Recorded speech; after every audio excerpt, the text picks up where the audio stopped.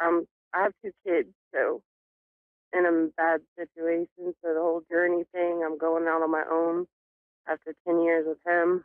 So Oh, it's sweetheart. kind of Just like, let's is take he a moment. there? I just want to take, And yeah. Oh, okay. So we're going to do two things. I'm going to do a little mediumship work if you want. I don't have to, but I will yes, pull I'd some love that. cards. I will pull some cards and, oh, honey, I'm so sorry. I can't imagine, but oh God, I just want you to know that grief is, I lost somebody very precious to me recently, and I'm finding out that grief is its own animal. And be very gentle Yeah. with yourself for the next year. Okay. Be very compassionate. Treat yourself like you would a friend who's maybe sick. It's very hard. And I know with two kids, are they 6 and 8? No, 7 and 15. I'm sorry? 7 and 15. Oh, I'm so sorry. All right, 6 and 7, I'm going to claim that one. The 15, wow, that's a lot of energy for you to be dealing with for other people. Try and take some time for yourself. Okay. A lot of meditating. Okay. Tell me his first. Oh, I'm so glad you're meditating. That's the best thing you can do right now. And I'll say prayer of any kind, even if it's just like, dear whoever's there. But Yeah. it really does work. And I used to be an agnostic, and that has changed. But about you, do you mind telling me his first name? Billy. Oh, sweetheart, what a great name. Oh, he's a pumpkin. Oh, he's so happy he can communicate. First of all, I realize, okay, just so you know what people say, he hasn't quite processed this either. Do you mind if I ask, was it sudden? Yes. Yeah, that's what I'm getting. He's so sorry. I know it wasn't his fault, but he just feels really guilty because he's so with you. He's also with his mom, who is devastated. Do you know it? I mean, are you and his mom in touch? We don't have the best relationship, but I know that it's been really hard on her. Oh, it's been really hard for her. If you can, I know you don't, but she's a very young soul and you're a very old soul. And I think you guys, I'm not going to tell you what to do, but I think you guys could comfort each other a lot. But you're very different personalities. Woo! Okay, let me get back to him because he's so happy to be here. I'm sorry. I'm normally very good at getting kids, but I'm a little emotional right now. Feels like is it the boy who's 15? No. Okay, I didn't think so. Sorry about that. Okay. The girl is 15? Mhm. Yeah, pretty much what's left over. I'm sorry, I can't get right now if it's a boy or a girl. I'm usually good at this, but everybody has their nights. The other one, they're both really affected, but one of them isn't talking about it. So you might want to go into there's free grief counseling available in your neck of the woods. Just so you know, you can find it if you Google it. Might not be a bad idea. Although my grief counselor kind of sucked, so you never know. But I think you can find. I'm sorry. All she said was like, "Embrace the suck." I'm like, really, really? That's what you're telling me? I'm like, that's all I do, honey. Can we move on? But sorry, Beck. First, oh, I love him. He's very all-American looking. Is he very fresh-faced? You know what I'm saying? I just love him. No, he's not. He has a lot of energy. Yeah, he does. I don't know. He's like a big. I guess what I'm getting is he's got like he's like a big kid in a lot of ways. Mhm. He's very enthusiastic. Yeah. And he was very positive. I don't know. He just adored you. Now, one thing he's telling me that he regrets is sometimes he would sort of retreat into himself if you guys had a fight or something, and Oh, honey, I'm sorry. This is hard. He wants to tell you that he was always on your side, and he's really sorry. He was so scared of losing you that sometimes he behaved like a little cooler than he felt. Is this making sense to you? Yeah. Okay. He didn't think Um, that he was enough. yeah, that's what I'm saying. And he would sometimes try and play games out of insecurity, but man, you were Mhm. the love of his life. End of. End of. He was also sometimes he could get kind of irrationally jealous of people you dated before. Is that correct? Mhm. Yeah. He's really sorry about that because also he says that sorry, give me a second. What's the what he says you're the best mom ever, and he didn't tell you often enough how proud he is of you. God damn it, I don't Oh want to God. cry. Excuse my language. Sorry. Hear me? I'm crying Um, right now. what's the younger one's first name? Our son is Jackson. You have two sons? No, Oh, I was kidding. The younger one is a girl, so that's why I was asking. What's the 7-year-old's name? 8-year-old, whatever. Jack. Yeah, he's Jackson. Oh, okay. So I'm sorry. Right. I was still. Excuse me. I'm sorry. Jackson is taking this hard. He doesn't even know he's taking it hard, but he's taking it hard. He's a very sensitive. You have some great kids there. He's a very sensitive little boy, but but he's also like a little man. You know how you see those little boys and they're like little men and it's just the cutest thing ever? Is that accurate? Yeah. Yeah. Yeah. Uh, he's trying not to cry and he's trying not to, he wants to take care of you, which is just killing me because it's so cute. What a good, and your girl is amazing. Wow, she's really pretty too. She looks like you. I can't see, but I can Yes, see with she the eye of does. my heart. What? Yeah. Everyone says she's my twin. Yeah, she is your twin. Oh, I love that. You're both so pretty. You both have especially beautiful eyes. Thank Okay, I'm you. going very quickly. Yeah, right. You're welcome. But I can say, oh God, they're amazing color. You have amazing color eyes. I can't tell if they're hazel or blue. By hazel, I mean that sort of. Are they green or blue? Your eyes? Now my guides are saying brown. But guys, will you stop messing with me? Sorry. What color are your No, eyes? well, mine are kind of gray. They change colors to blue and green That's and the gray. first thing I thought. Yeah, they're blue, gray, and green. Yeah, I Mm. have that too. You've got ocean eyes. Love that. Mm. Okay, you're gonna be okay. That's the first thing I want to tell you. And what I want you to tell yourself is not only are you going to be okay, you're going to thrive. I know it's really hard. Not only that, right now, oh God, 5 of diamonds, you're worried about stuff financially. There's much Yes. more available to you than you know. Also, but the Hanged Man card says you are going to take this challenge in stride. You are so much stronger than you know right now and than you can feel right now. But the thing is, here's the card I got that just makes me happy. What the heck did I just do with it? Oh, great. I just dropped it. It's the Chariot card. Just trust me on this. The Chariot card. Oh, there it is. Chariot card is the card of winning in a difficult situation. You're going to have to be mother and father, which is what the two sphinxes pulling this chariot are. You're also either going to start your own side business or start your own business. You've never really thought of yourself as a terrific businesswoman. I am here to tell you, girl, you are. The thing is that you're very sensitive to Jackson gets it from somewhere, baby. Mm. Take You can ask Billy for help too. They help us. They really do. My dad helped me like crazy after he passed, just because I asked. They can't volunteer. There's some sort of rule about that, but you can ask Billy to help you. And just take your ideas seriously. Just write them down for now. Have a little book in which you write down 10 ideas a day. And what I'm going to say is you're going to make it through this.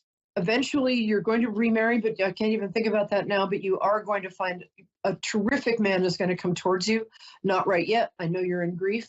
Be gentle with yourself. Your kids love you. Billy loves you. And there's a pet name that he has for you it's not Pumpkin.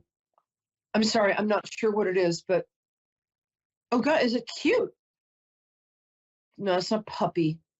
I give up. What's the pet Pookie? name he has? What? spooky.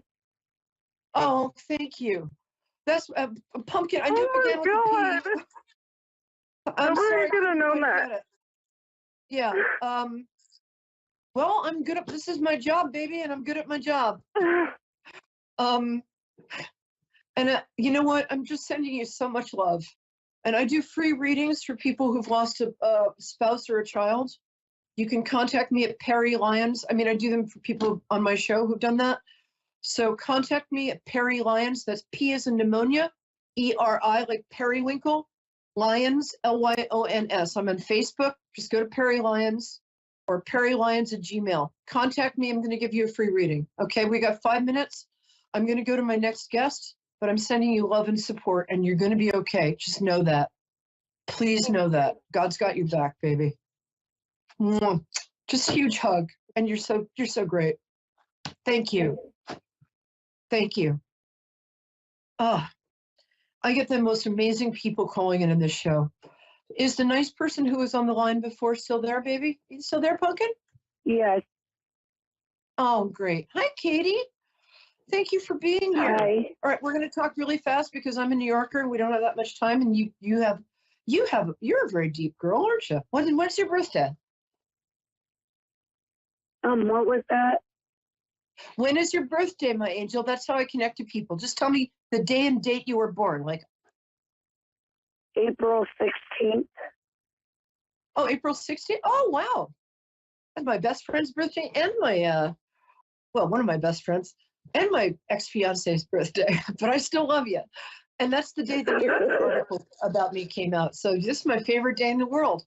We love Aries in the show. Oh, so tell me your question. You've been a little depressed lately. Let me cheer you up because you got some good stuff coming. Talk to me, baby. What's your question?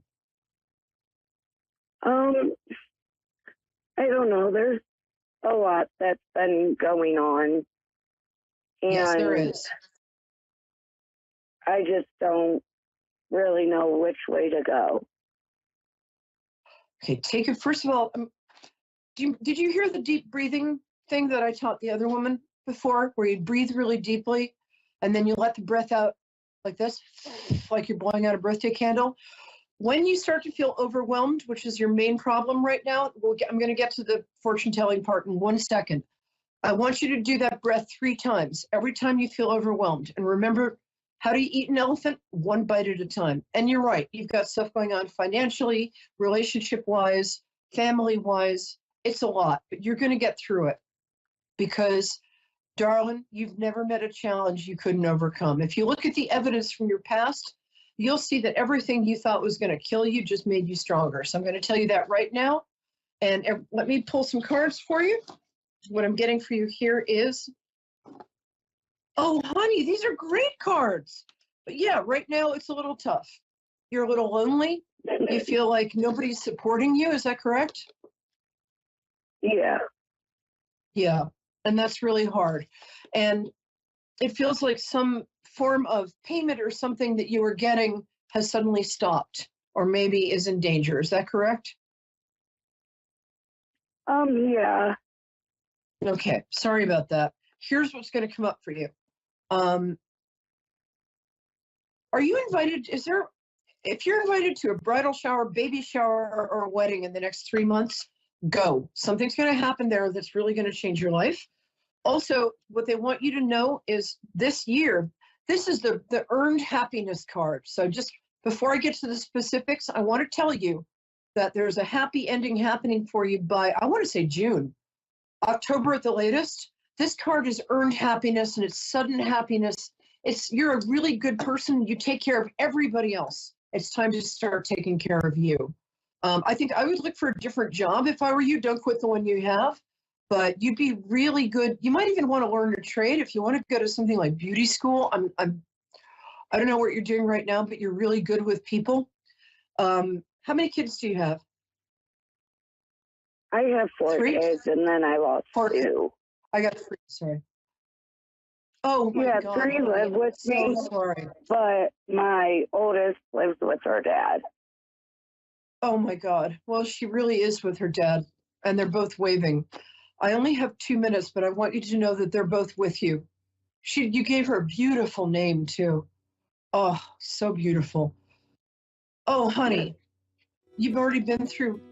You're going to be okay, though. You've gotten through that, and you know they're with you. I've got 60 seconds. What I'm going to tell you right now is you're going to meet somebody else. I don't know if you're in a relationship, but if you are, it's not the right one for you. Somebody's not telling you the truth. This card, although it's upside down, actually means that you can act on your dreams right now.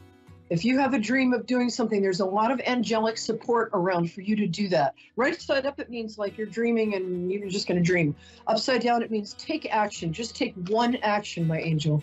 One action in any direction, because you're so paralyzed right now, and who could blame you?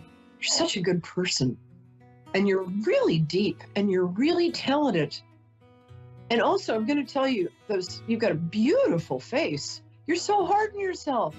Darling, forgive yourself for everything that's happened to you. Forgive yourself. It wasn't your fault. Forgive yourself and move on, because you have really great stuff waiting for you. And I'm not just saying that. Ask anybody. I don't just say stuff. Okay, what I'd like you to do is think about learning a trade that you can use.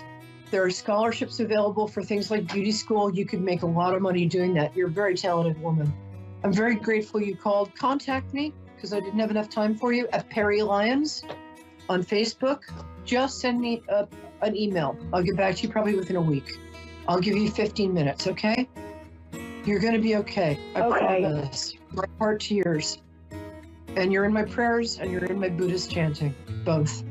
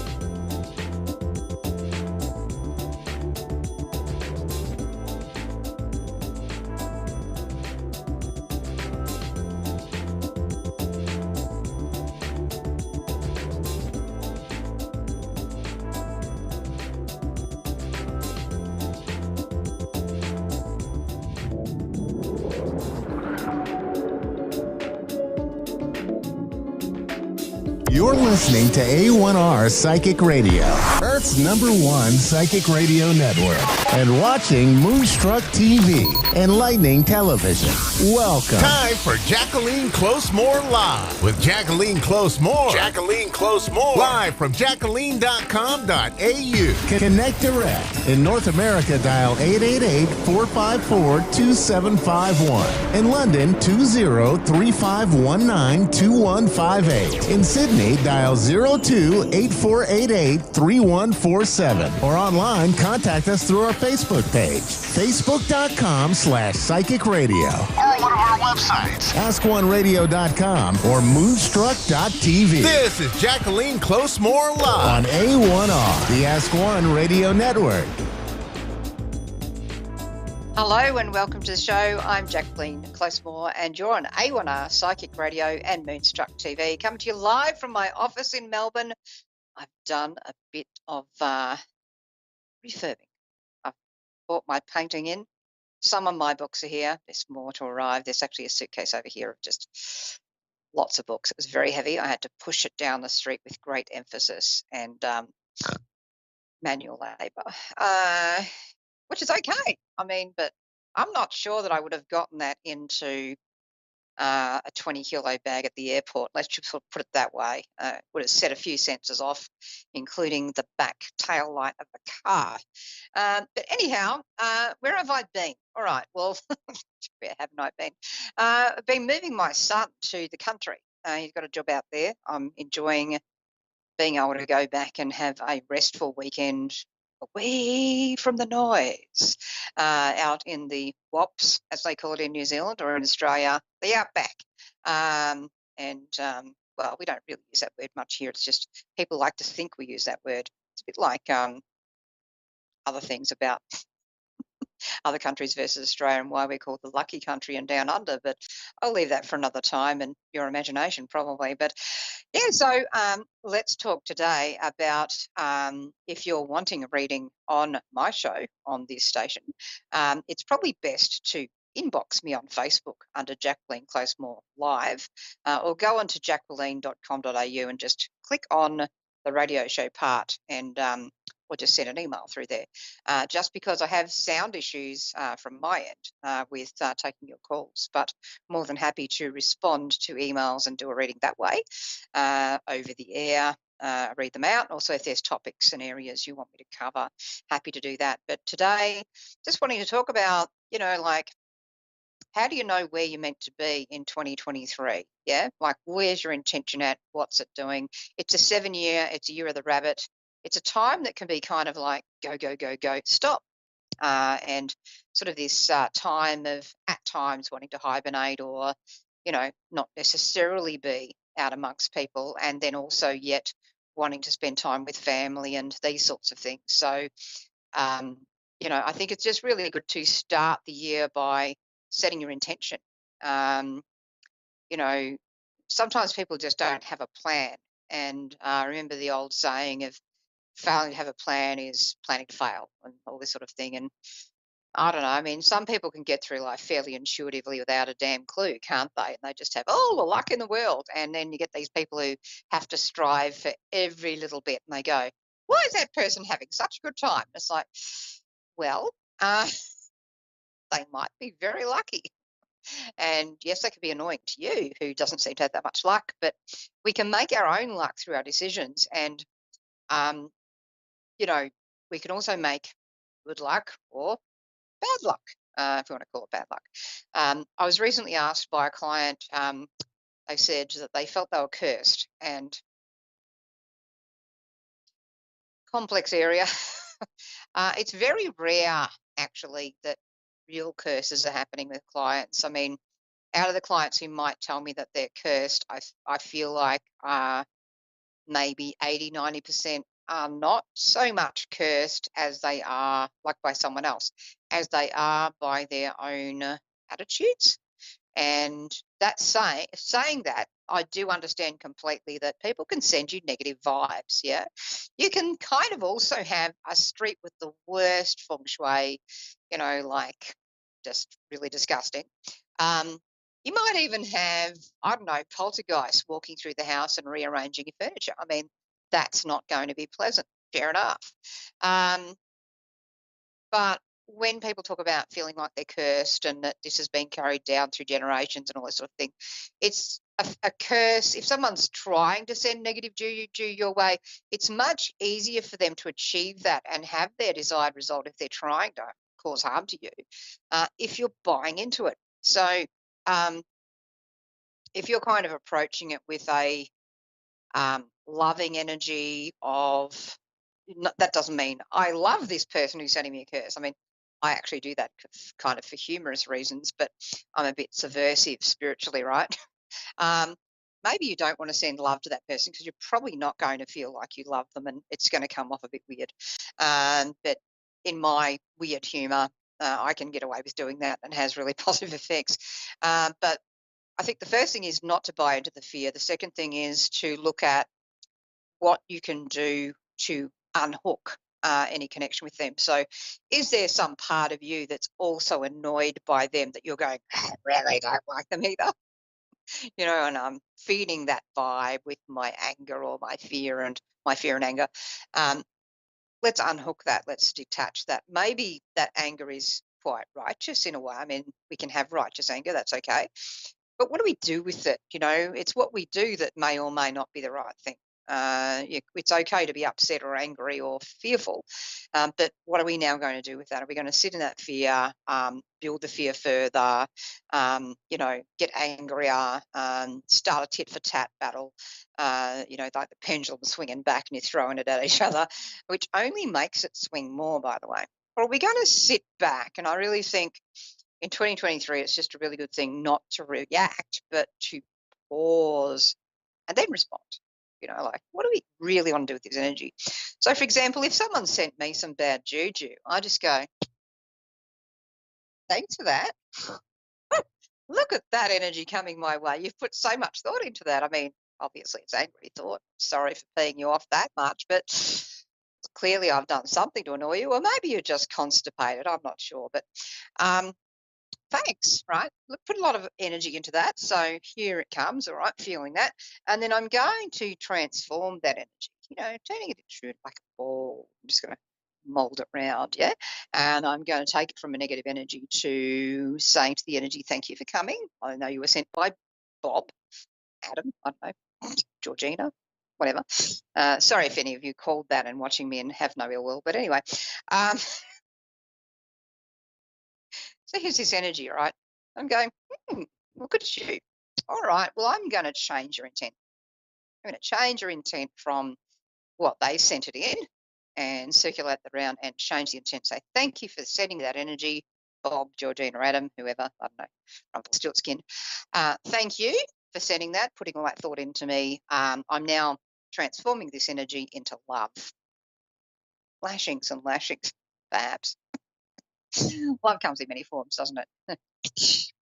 So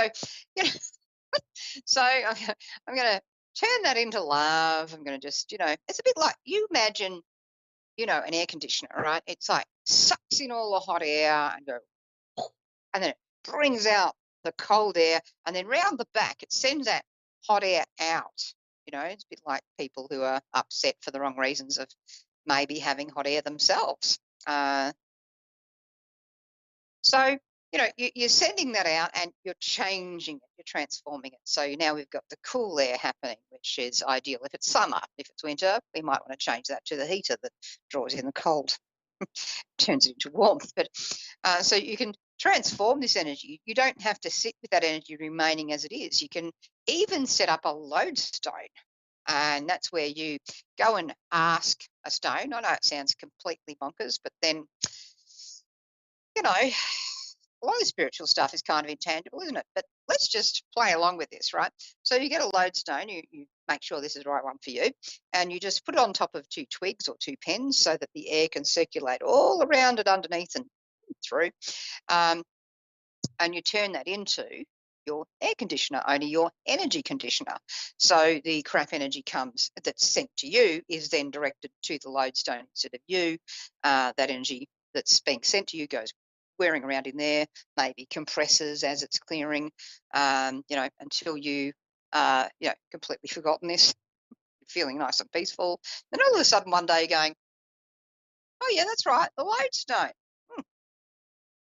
Oh, seems a bit full. All right, well, I might send that purified or clarified energy.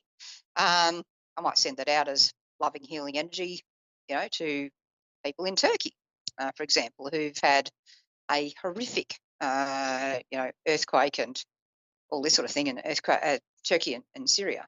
We might send healing to that. We might also send a donation because prayers alone, it's not enough, is it? So, we might do some physical activism for causes that are important. We might use some of that energy to help us to do that physical activism or that physical real world grounded help, but we're getting the energy to help sustain us to do that. If we use energy that's being sent to us for the good of other people, then we're using that overflow. We're not so much using our own energy. So it kind of insulates us against burning out in a way. So, people wishing the worst for you can often contribute to the best of you, if you think about it. There's many ways to counteract psychic attack or negative energy or people being awful. The most important thing is to not take it too seriously. I mean, yes, take your safety very seriously, but maybe laugh more. Maybe just go, yeah, look, I probably was an idiot and I probably upset them. And here's how I reckon that happened. Oops, here's my part in it. Maybe I'll change that part. And maybe, just maybe, they might change what's happening for them. They don't have to, because, we can't necessarily change other people. We can change what we're doing. We can change our energy. That changes our dynamic. And then that can, in turn, change how people are responding to us. So we can go from feeling cursed to feeling pretty groovy. Hope that's helped you, giving you some ideas. I'm going to be back next week. And next week I'm going to be at Epping Psychic and Wellbeing Fair, 10 till 4 on Sunday, the 19th. In the meantime, see you next time. Lots of love to all of you. Have a great morning, afternoon, or evening, no matter where you are in the world. More coming up after me on this channel. See you for now.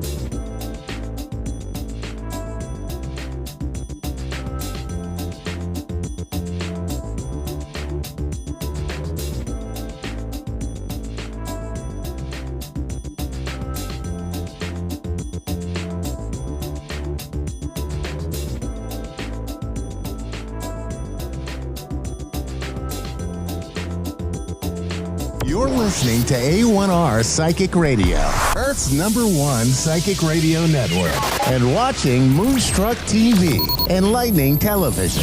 Welcome. Time for Soul to Soul with Medium Kelly Kristen. Live from MediumKellyKristen.com. Connect direct. In North America, dial 888-454-2751. In London, 20-3519-2158. In Sydney, dial 02-8488-3147. Or online, contact us through our Facebook page, facebook.com/psychic radio. Or one of our websites, askoneradio.com or moonstruck.tv. This is Soul to Soul On A1R, the Ask One Radio Network. Hi, everybody. Hi, friends. Welcome to Soul to Soul. I am your host, Medium Kelly Kristen. It's great to be with you here on this lovely Wednesday night. Thank you for joining me. I always look forward to this. Tonight, I have a very, very special friend, my friend Lori Sheffer, who I've asked to join me. we've become good friends. She's just somebody, one of those people that is a beautiful, bright light, one of those souls that you just know you've known them before, right? And we have a lot in common. We are both special ed teachers, same age group, 7th to 12th. But I'm gonna let her introduce herself. So, hi, Lori, welcome. Hey there. How are you tonight? Thank you. Thank you so much for having me. So yeah, I'm really excited. This is my first time I've ever done one of these radio shows. So we'll just let it flow. Yeah, I am a, recently retired special ed teacher. I actually worked for a special school that was what's called an 812. So 8 students, 1 teacher, 2 TAs. And so my kids had a lot of needs, but the best part is it was in the woods. It was literally my dream school, which was a camp that had been converted to a school. And so we had all these animals and the nature. So I got to use a lot of my energetic skills, my skills around healing and like if a kid is being stressed out, I could go near the child and I literally could work their energy. And I had crystals in the room. So it was a class that was just built for me. Yeah. Perfect. And, and that's another reason I asked you on tonight, because you are a shamanic practitioner, shamanic medium and healer. And just in case some of us don't know exactly what that involves, can you kind of give us a rundown? Sure. A little backstory. So, gosh, it was like 2010, I was going through a really rough spot. I actually found that I didn't get tenure in the school I was in. And of course, just it was horrendous. And I was in therapy and that's all great, but it wasn't working. And I needed something else. So I joined this group. It was called Ani Shamanism. And it was a 16-month thing. And so we went so basically what shamanism is in a nutshell to me is it's connecting with everything. It's like when I was working that program, you have the directions, you have the north, the west, the east, and the south.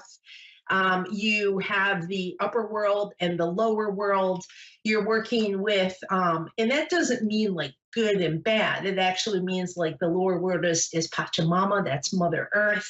And the upper world is where you might find the more divine energies. So it's connecting to everything. And I'll tell you, through that process, man, it ripped me apart and put me back together again. And so like, for instance, in the South, it was Sachamama, which is the serpent. And so it's the shedding of the skin. It's the releasing of the old energies, the old story, the things that, hold you in, doesn't serve you, just like a snake sheds her skin. And after you do that and you go into the West where you meet Black Jaguar, you meet Odorongo. And so now you face your shadows. And so you're doing a lot of shadow work. And then from there, you going into the north, which is Sawakente, which is hummingbird, and that is our ancestors, because we all know we all got stuff when it comes to our ancestors, good and bad, right? My grandma made the best homemade cherry wine there was. She also could drink a little bit too much of it. So, two sides of that ancestor issue. And then you move into the east, which is eagle condor. This is where you're at the point where you begin to soar, and you soar up, up, up, and you begin to look at who you are from a new perspective. You gain a new perspective. And from that position, you begin to really shift your energies. So by doing these things, by working this shamanic practice, I open up, I become more authentic. I became more authentic. I also became more connected to myself, to my own soul. And I just, I'm much better at now when I have hucha, dense energy. I understand that that doesn't have to stay. I can use my breath. I can shift it. I can push it down. I can give it to Pachamama and she eats it up like it's fertilizer, that good poop. And so to me, that's how I learned shamanism. Oh, that's so beautiful. I just love that. And I could listen to you tell your stories like all day long. And I know you do a lot of, I don't know if you would say it's channeling, but you use a lot of voice and breath work. And that's part of it as well, right? Is that more part of the healing process? Can you talk about that a So little what bit? it is it's sound that comes out of me. I know I'm not allowed to yodel here, so I'm not. So it's bringing in sound, and that in itself is a story because I was always told that I couldn't sing. And shut up, you can't sing. I also couldn't keep a beat, So when I started to drum with my shamanic friends, I'd have to watch to make sure I was keeping a beat. And then what happened was I became more in rhythm with myself, and my voice began to just come out of me. So I started to make these, and the sounds would just go, and some will be really deep, some will be higher. But really, what I like to do when I channel sound is connect to the energy or the energies that surround me.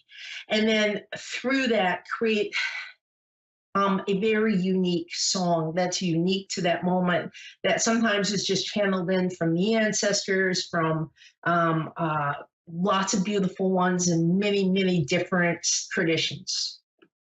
Yeah, that I just love it. You've done it for me several times. You've done healing for me. You've done ones that are just like friendship. And if people want to find out or want to learn more about this or book a session with you, I know you have. Lori is amazing now at TikTok. That's one thing that I have to give her kudos for. But you also have a website, right? Can you give us your website address, please? It is I am shamanicmedium.com. I am shamanicmedium.com. And I know it's a short time tonight, but I think like what I'd like to pass on tonight is, because this is what I'm getting as this hit. I think a lot of people are walking around short of breath, I'm being told. Everybody is in such a hurry, or there's just a lot of dense energy, things going on, that no one's taking the time to truly expel. And that's interesting how that came in. Expel. Let it out. Just release it, they're saying. You're holding on too tight. And it just too tight. And they're saying it's not serving you and it's not serving the people around you. So they're saying the best way to begin the release is to remember to breathe.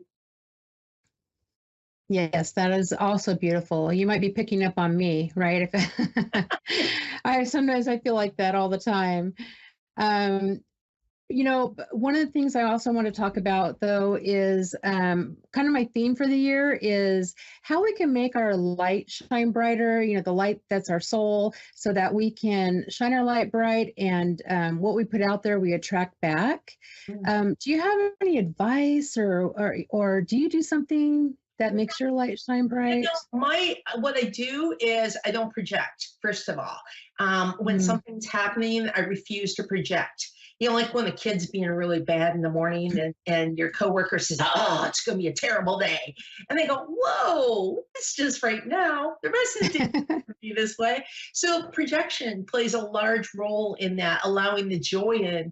And it's like the little things. Don't worry about those big things. Take the little tiny moments.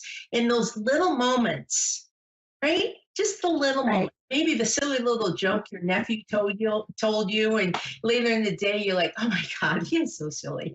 And just hold on to those. And then those little moments lead to bigger moments, and there'd be larger expanses of being able to hold on to the joy. Yeah, that's really good advice, because I feel like a lot of times we are rushing and it's like we're trying to get to the next thing, but we're missing the beautiful thing that's happening right now. Right. And taking all those little beautiful moments and making them, making them the big and bright thing, putting them all together and letting them shine bright, I guess you could say. We're almost out of time, believe it or not. I mean, this goes by so quickly. So I do want to say, to find Lori on, you can find her on my social media as well, mediumkellykristen.com, or all my other information that are Medium Kelly Kristen. find her on I Am Shamanic Medium. And is that your TikTok too? Because they've got to see your That's my TikTok. as well, Okay. That's her TikTok too. I mean, like she had a video go viral. I mean, she's amazing, right? And I also want to thank you so much for being on with me. And I'd love to have you back. It's such a short time. Maybe next time we can actually do like some sort of an exercise or, you can do something, a reading or something. She also does channeled writing. She's just amazing. And I'm going to ask you if you have any last words for our listeners. Just breathe, sing, and tell good jokes. Yep, that's amazing. And find a friend like Lori. She's that big, bright, beautiful, bright, shiny light. Everybody needs a friend like her, and I'm glad she's my friend. And gosh, guys, that's it. And we'll see you next week, I guess, right? Have a great week. Shine your light bright. Thanks for joining us tonight.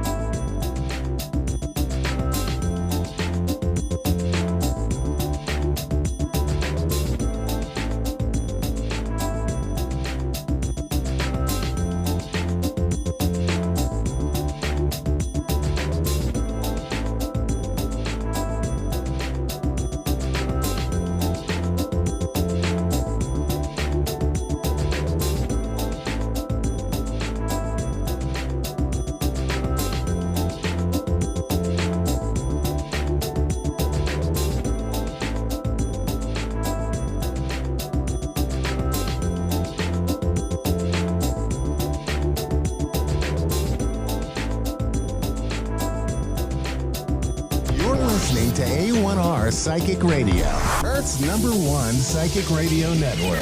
and watching Moonstruck TV, enlightening television. Welcome. Time for the Empowering Intuitives Talk Show with Reverend Dr. Michelle Walker. Reverend Dr. Michelle Walker. Live from empoweredwellness.org. Connect direct. In North America, dial 888-454-2751. In London, 20-3519-2158. In Sydney, dial 02-8488-3147. Or online, contact us through our Facebook page, facebook.com/psychic radio. Or one of our websites, askoneradio.com or moonstruck.tv. This is the Empowering Intuitives Talk Show On A1R, the Ask One Radio Network.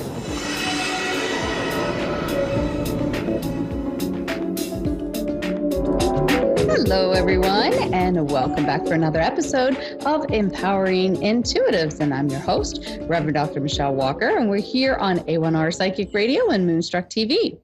And we have our holiday edition. So excited for this time of year, right?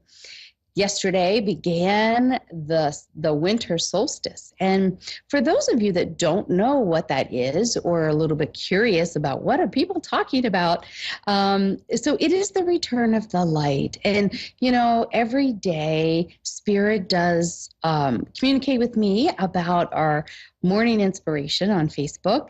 And they were really talking about that today, about the winter solstice. And what does it mean for us?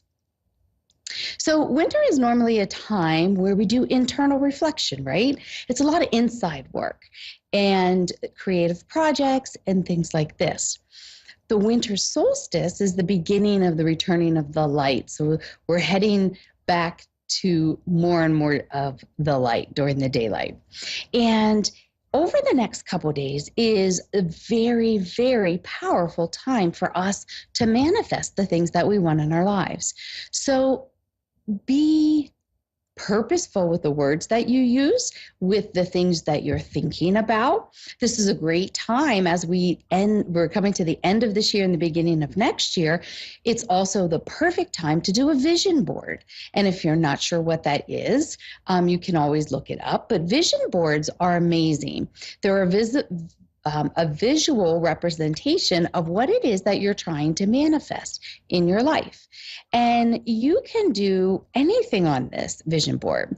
So by proclaiming it, by writing it down and putting it on this board, this is what you're telling the universe that you are desiring. And you know, vision boards are amazing. You can do them any way that you want. I, over the years, have done them so many different ways. I like to have it in a place where you're going to see it so that you, as you move throughout your day, you have those verbal, and you just, like, our eyes always wander, right? So you're going to catch vision of your vision board.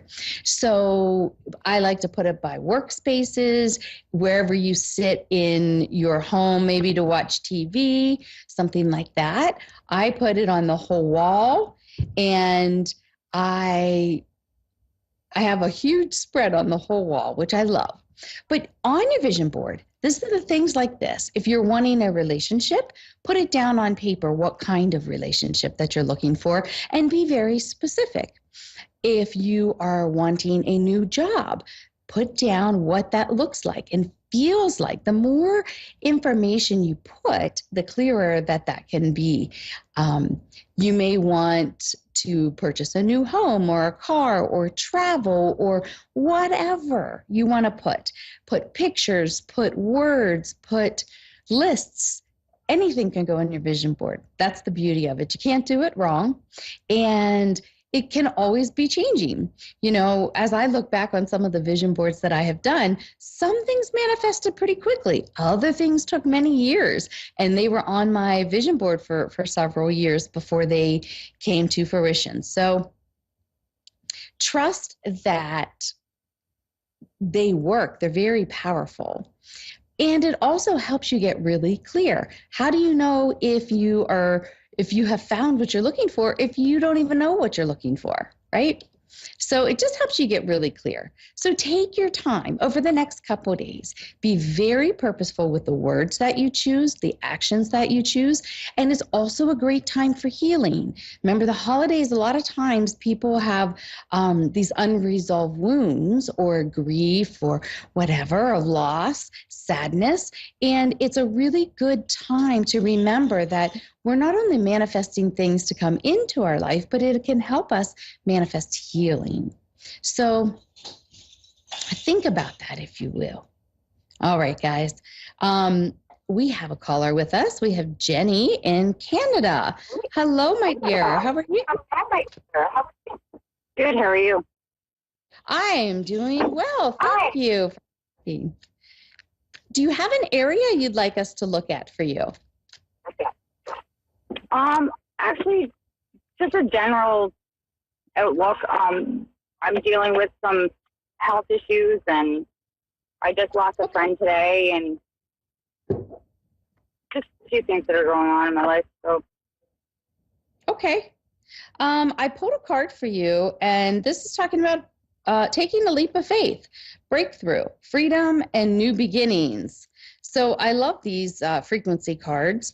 And this is really almost like you had to go through the pain to break through on the other side. And for you to be able to, like, what I'm seeing is opening that heart chakra wide open through all of what you're experiencing.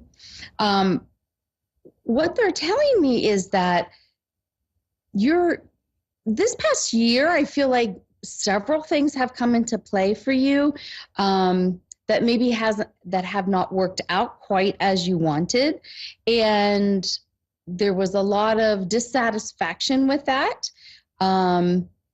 But Spirit is asking for you to have a different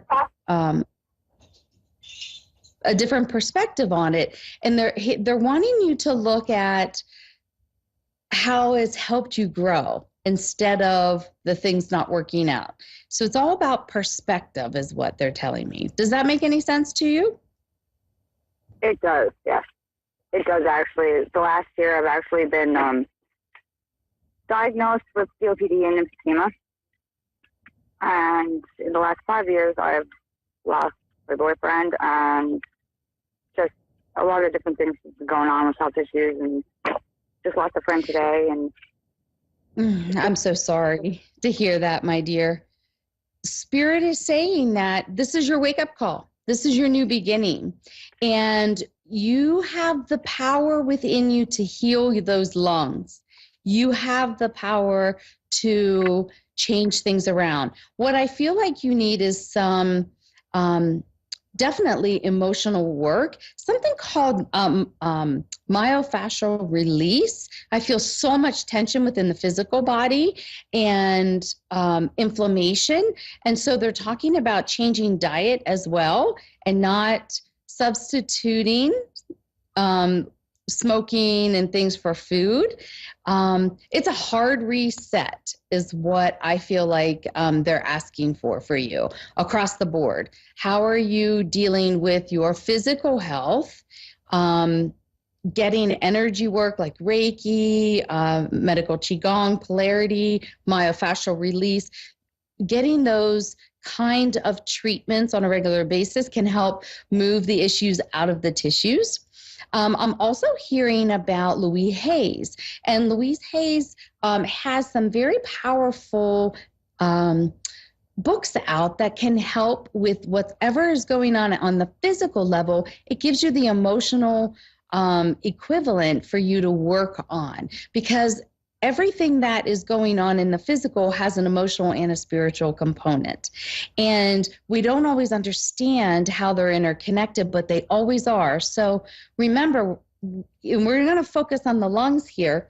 You can really improve that by not smoking. There's herbs that you can use that, like marshmallow root and mullein, are very good. Lobelia is also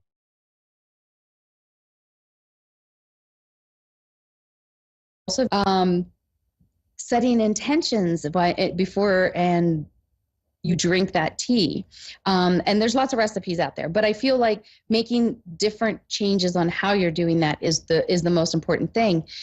And so with the loss of your boyfriend, I feel like you threw your hands in the air and you're like, I'm done.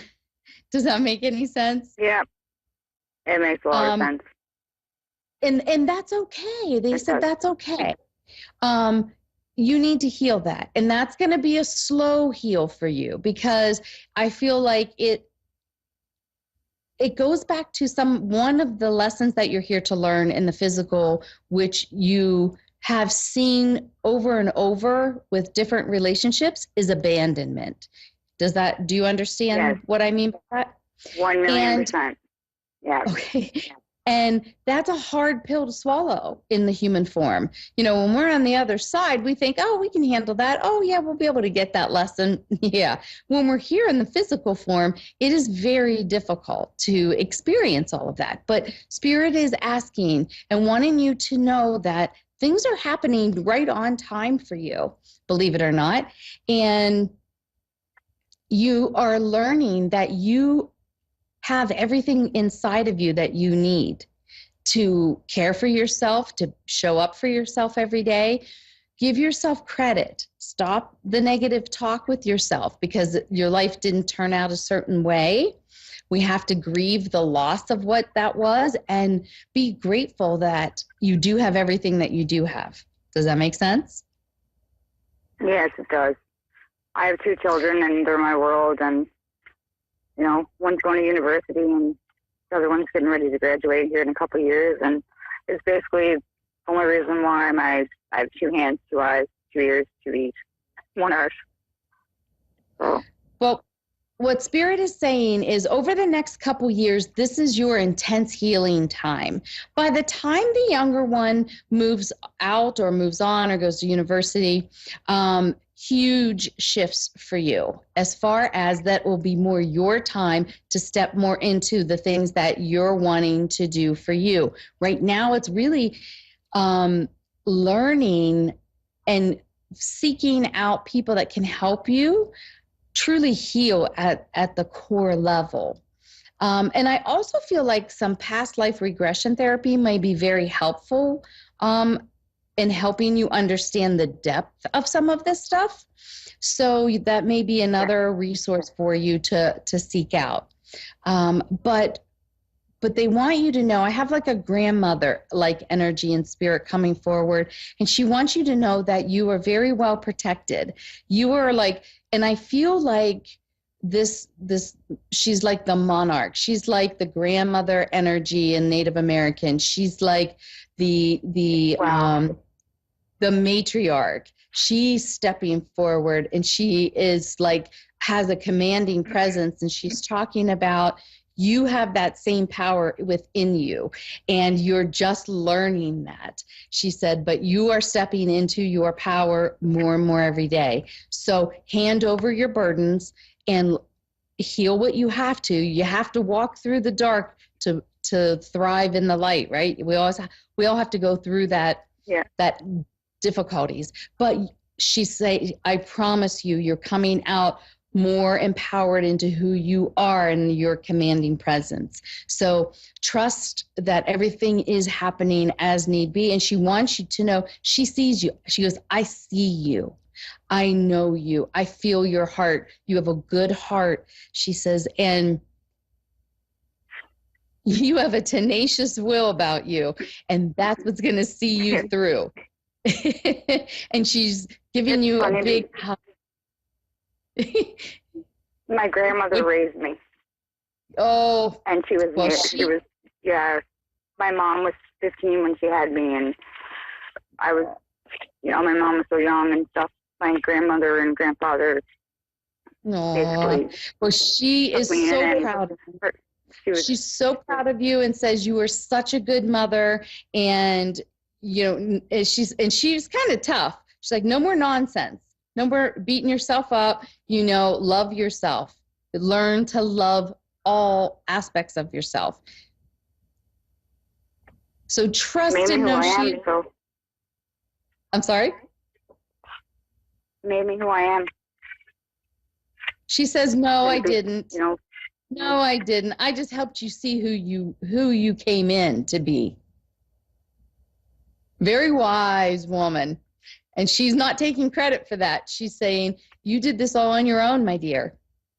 She may have been a role model, and she might have been that heavy hand when you needed it, but she said, you did all this on your own. You did this on your own, so take the credit for that and the type of woman that you are. Okay? it's a lot to You take come in. from a long, Ugh, you come from a it's long emotional. line of powerful women, and she wants you to own that. And she just says that with the most loving intentions. I did not expect to hear from her. And Well- she's probably the one who needs the most right now. She's laughing. She goes, "Oh, you think I wasn't going to take this opportunity to step in here first?" She has I a don't know funny why I sense of- didn't think of that, but It's all I good. actually just left my dad's, which is her property, and my dad is my best friend, and he's Oh. so tied to that property because of her and his father. Like you couldn't get him off that property. His life depended on it. Like Nope. it's such a like. He'll be there till I was he just there actually. in spirit. He's not going to leave that property willingly. Not till it's time for No, him to he's go back not. to spirit. Well, my dear, we're going to That's leave right. that with so much love. Trust and know that she sees, she's around, and she is trying to encourage you and push you and hold you when you need it. She's still there. So keep talking to her. She hears you, okay? And I'll leave that with much love. Thank you so much. You're welcome, my dear. And now we have Mary in California. Are you with us, Mary? Yes, I'm here. Hello, my dear. How are you doing tonight? I'm doing well, thank you. Good, good, good. Do you have an area that you would like us to look at for you? I would like to look into the area of self-confidence and me making changes in order to be successful in my life coaching business. So I didn't hear all of that. It's kind of mumbled a little bit. Can you repeat? I am wanting guidance around moving forward in my life coaching business because I'm having issues of self-confidence. Okay. Okay.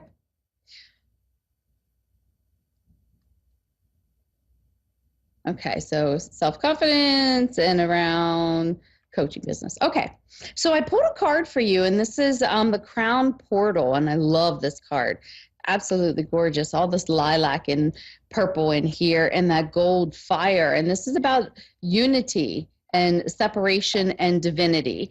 And what I feel like when they're talking about those three powerful things is that your heart and mind need to be connected in your business and what you're trying to do. And so Spirit right off the bat is asking that you are, I don't know, are you meditating right now? Not much. They're really saying that this is a requirement for the level of work that you want to do and for your overall well-being to feel that connectedness. Now, it will help with the self-confidence when you connect more to spirit and you can sit and be in that receptive mode, in which meditation is great to help you get there. Now, you could do walking meditations because they're saying it's really hard for you to sit still and quiet that mind because your mind goes a lot. So do a walking meditation, do yoga, do something that tires out the physical body a little bit more, and that can help offset the mind. I also, for you, actually see doing something called restructuring. And this is a very powerful tool that you can utilize. There's people that do this technique called restructuring, and they can go to the core inception of the self confidence. And that's one of the things that you are here to learn in this lifetime, but you have other lifetimes. This is repeating through. So you haven't learned it in the other lifetimes, and this is another opportunity to learn. And so I feel like, the one person that I know that does it is Tom Kratzley in Lilydale, New York, and he's amazing at it. So that may be something that you want to look into in doing a session with him. But that's going to help you not only identify it, but help clear it and heal it. Because any healing that you can do through these other lifetimes also affects this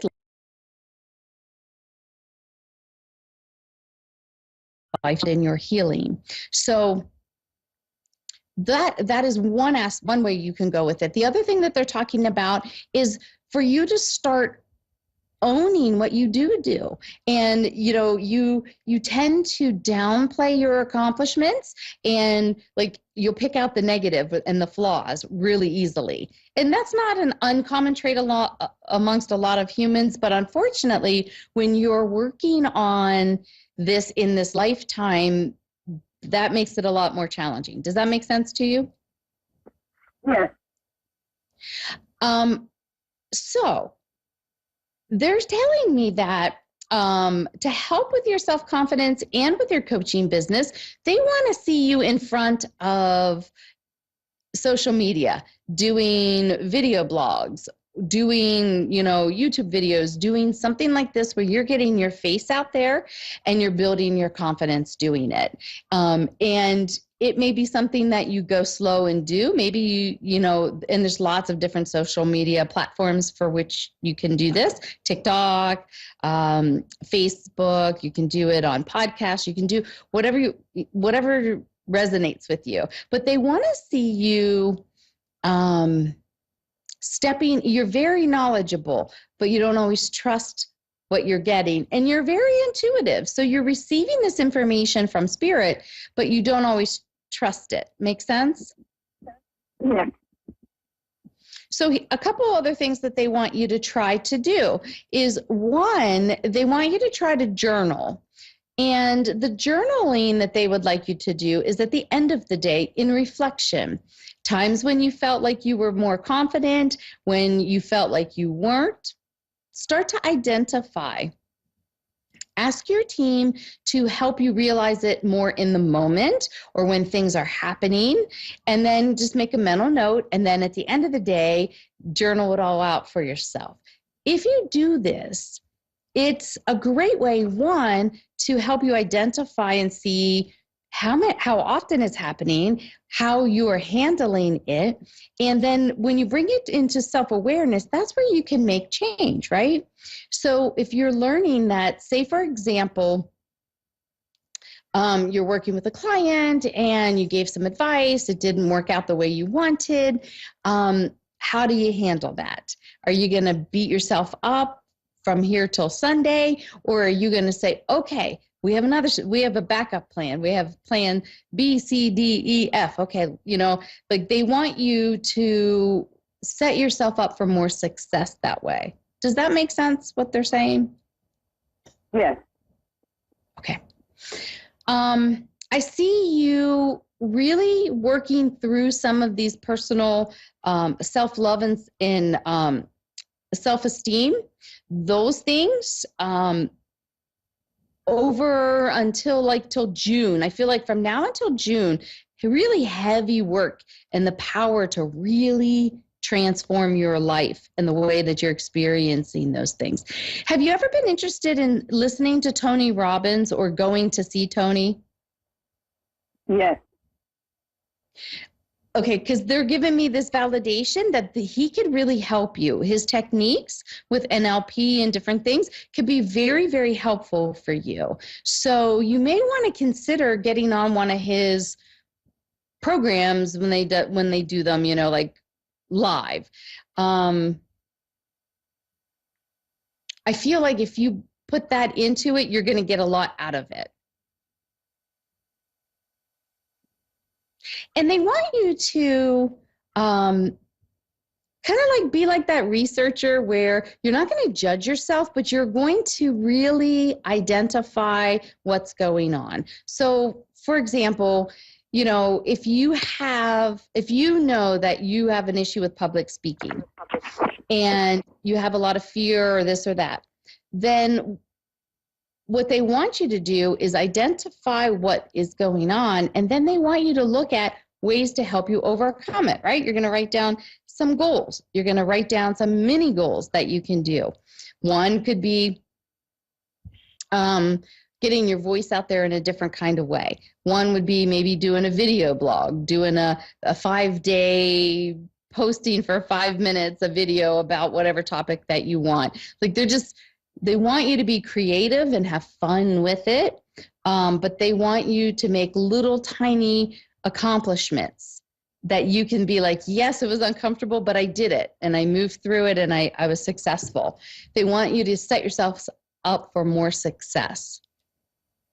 But that also has to be through a positive mindset and not focusing on the negative or the lack.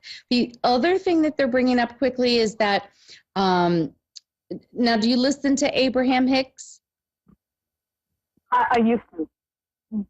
So maybe there's something in that material that you need to hear again. You may hear it a different way. And I also hear about Wayne Dyer and about some of his teachings can help you understand these old thought patterns that are happening around your self-confidence and self-esteem. Because we really want to like whittle it down and identify it and heal it for good this time. So they gave you a lot of different suggestions on things that you can do. They want you to know you're completely supported by your divine team. Talk to them. They're around. They want to communicate a lot more with you. So go into meditation as often as you can and ask for them just to give you information. Okay? And I'm going to leave that with so much love, my dear, and trust and know that this is going to be a very powerful 6 months for you. You got this, though. Best of luck and have a wonderful holiday. Thank you. All right. All right. Well, thank you guys so much for joining me this week. Remember, this is the holiday season. Take good care of yourself through all the stress. Try not to stress eat, drink lots of water, all those good things that you need to do in order to feel like yourself and regarding all of the stress that can happen during the holidays. But you got this. You got control of it. Take a break. And take good care of yourself. I hope that you have a very Merry Christmas wherever you celebrate it throughout the world. And I will see you next week. Namaste.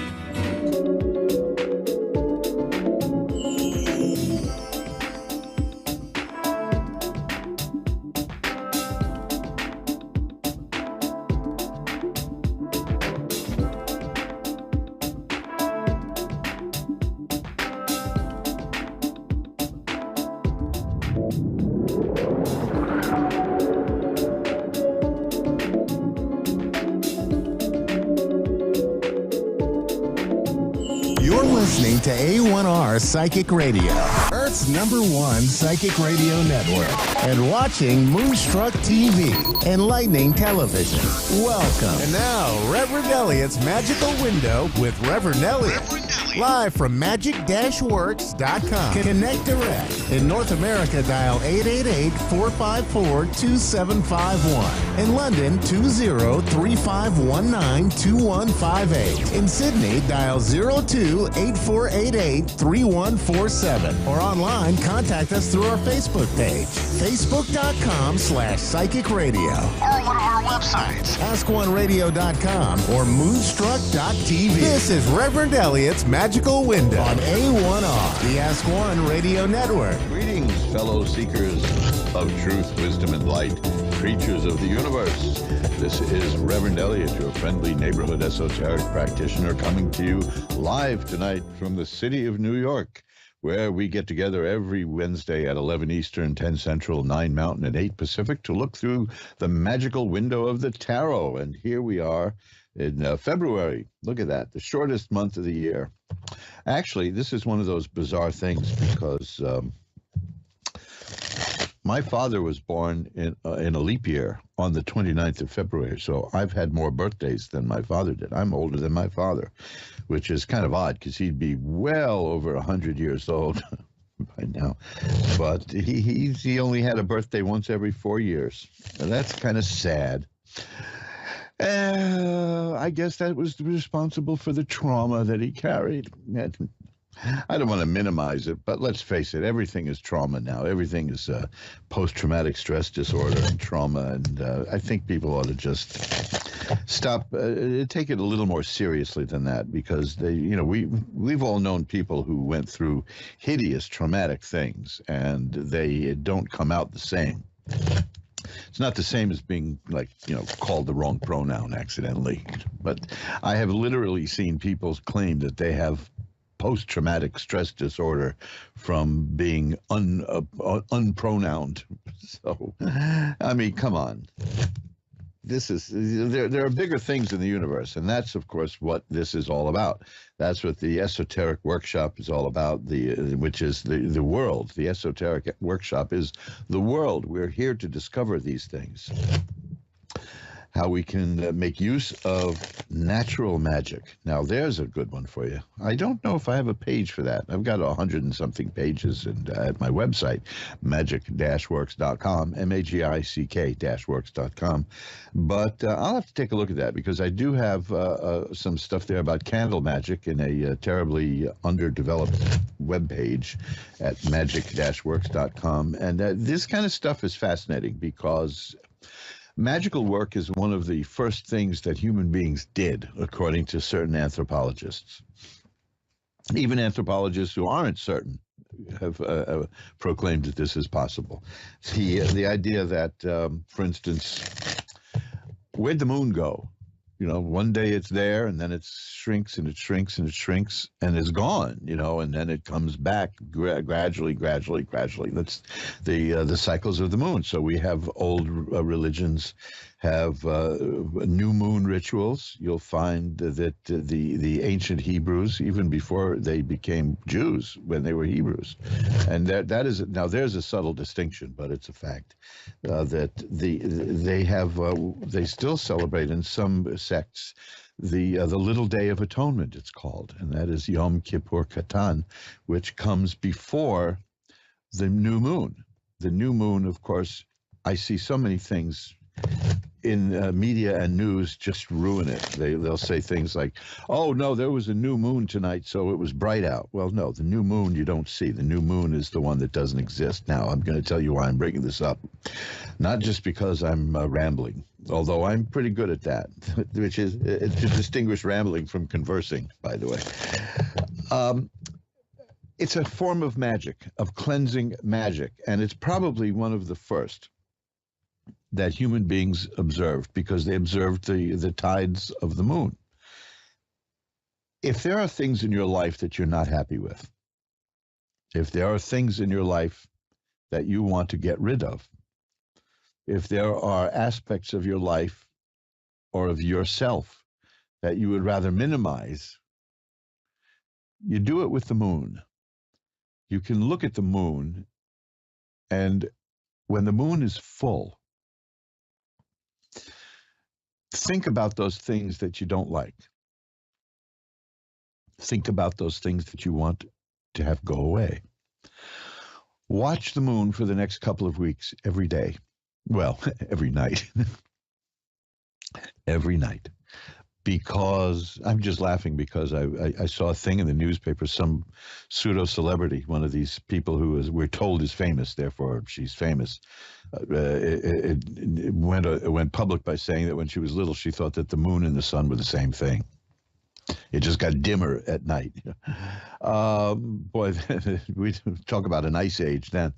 Well, when you see the moon will start to crescent out. Now, I'm not going to say if it comes from the left or the right, because and this has got nothing to do with politics.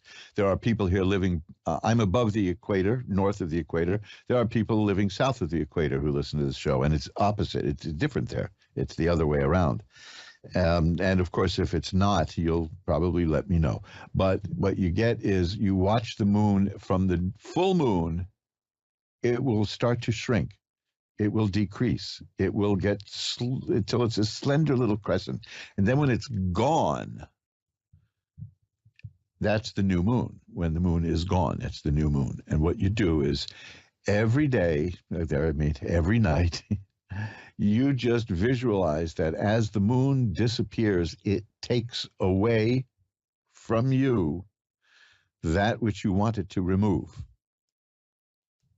Now, what do you do when it gets to zero? Shuffling up the cards here.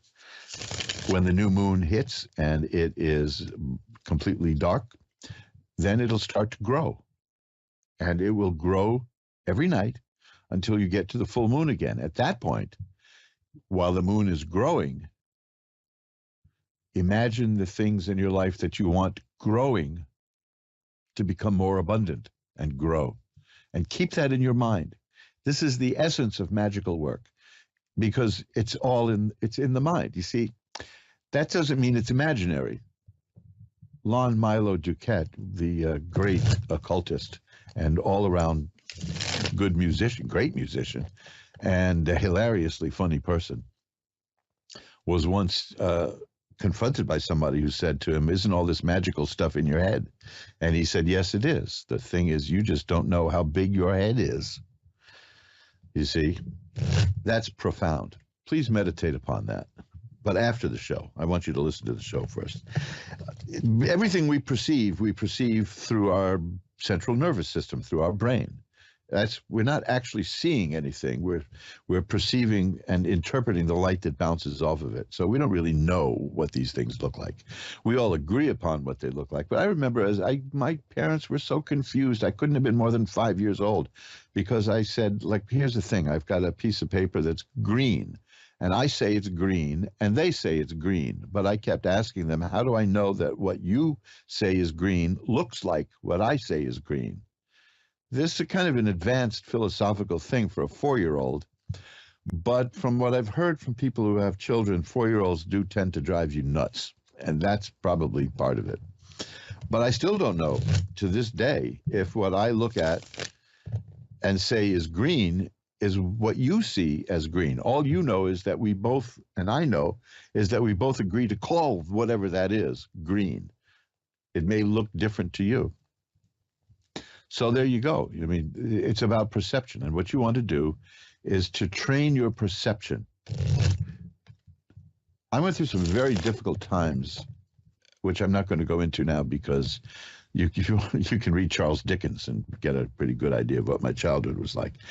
But one of the things that got me through those times were mental exercises that I still use, that I didn't know were meditations. How I knew to do this stuff is beyond me, such as imagining something else and putting myself elsewhere.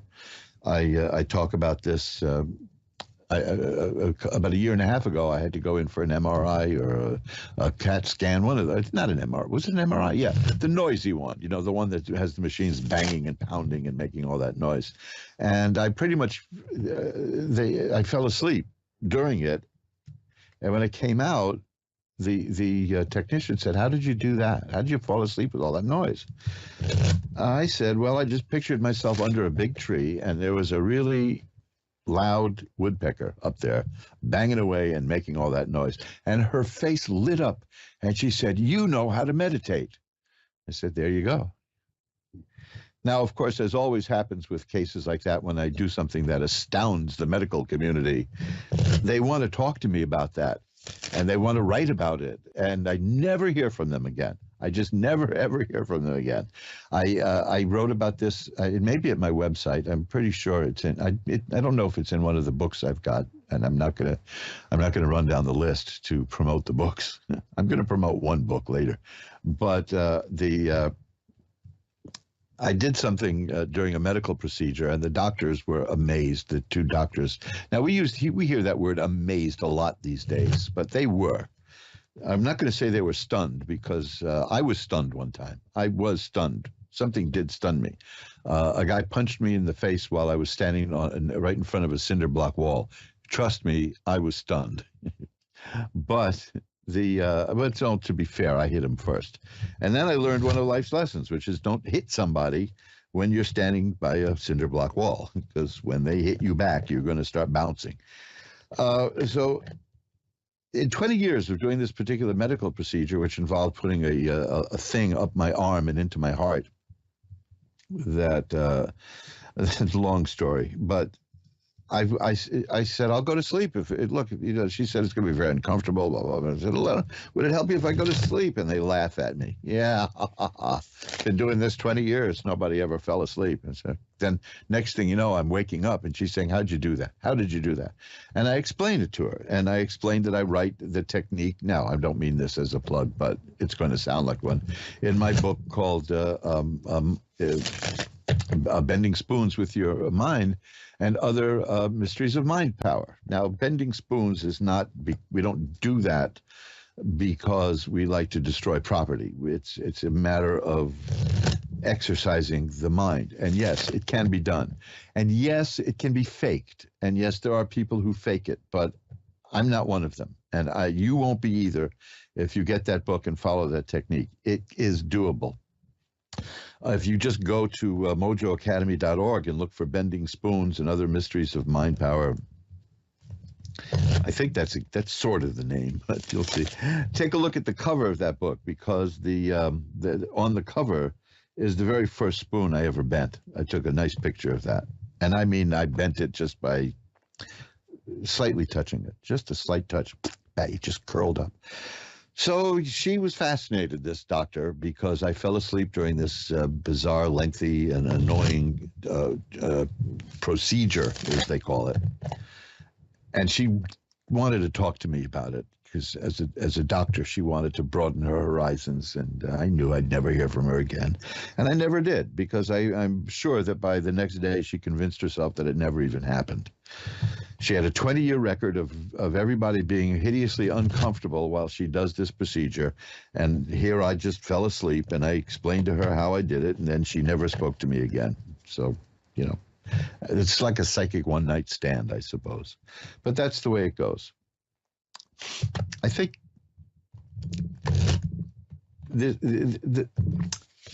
all of this is by way of discussing natural magic and the mind. See, that's what, if you can change the way you see things, you can change the way things are.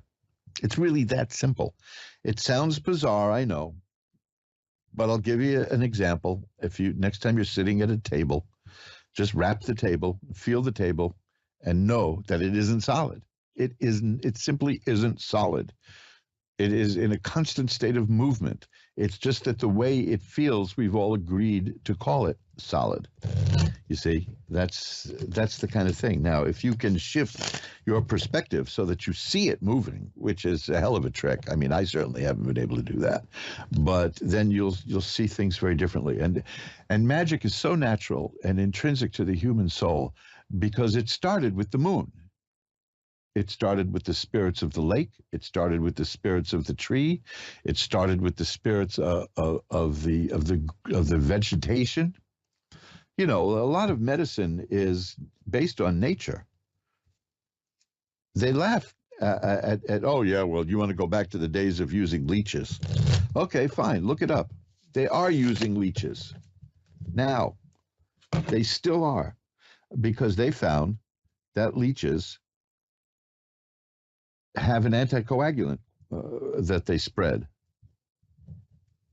See, so there you go. That's fascinating. The herb foxglove. I'm not going to take that for heart troubles. Okay, fine. Take digitalis. That is foxglove, though. You see, they just gave it a fancy name.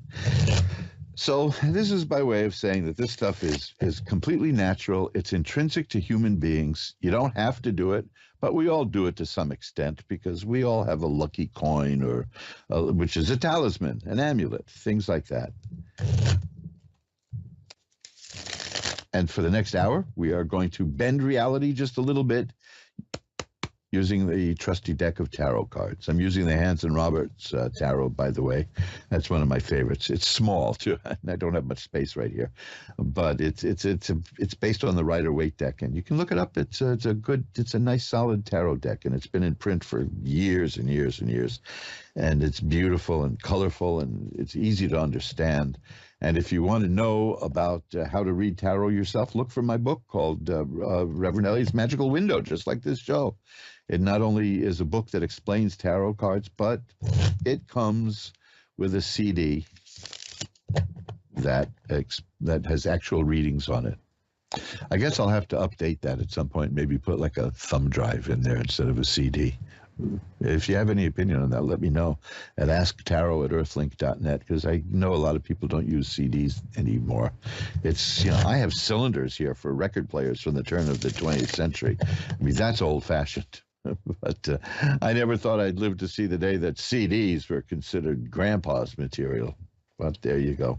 So we're all shuffled up. Why don't we just get to the readings, and I can babble later. I just wanted you all to know about the moon stuff and moon magic, and there's so many wonderful things that you can do, and it's about consciousness and understanding the connection that we all have to each other, because we all, as I say at the beginning, we're all children of the universe. The universe made you as it made me, as it made everything. As the apple tree apples, the universe peoples, is what Alan Watts used to say. So let's ring a bell 3 times to declare sacred space, and we'll get to the readings for today. And the first reading on the rather grandiosely titled Reverend Elliott's Magical Window is Michelle in Alabama. Hi, Michelle. You're on with Reverend Elliott. Hi, how are you today? I'm doing well. How are you tonight? I'm all right. I was wondering what you saw for me with my grandsons I'm raising. Oh, well, that's interesting, because the first card I've got here, just as you started asking me, is the Judgment card, which we can forget the meaning for the moment, but it shows it shows a little child, and some people raising the little child. Which is pretty interesting. So I guess the cards anticipated your calling. The next cards I have are the 5 of Rods and the 7 of Rods. Now, this tells me that it's not easy. It isn't, is it? No. Yeah. 1 7 and 1 17 months. Well, I'm not young. No, well, nobody's. You know something? I get the feeling nobody's young anymore. It's. I believe it. The 5 of Rods is about some difficulties and just facing the difficulties, but the 7 of Rods is a person who can sweep away all the difficulties. So you're going to be fine. It's not easy, but you'll be able to handle it.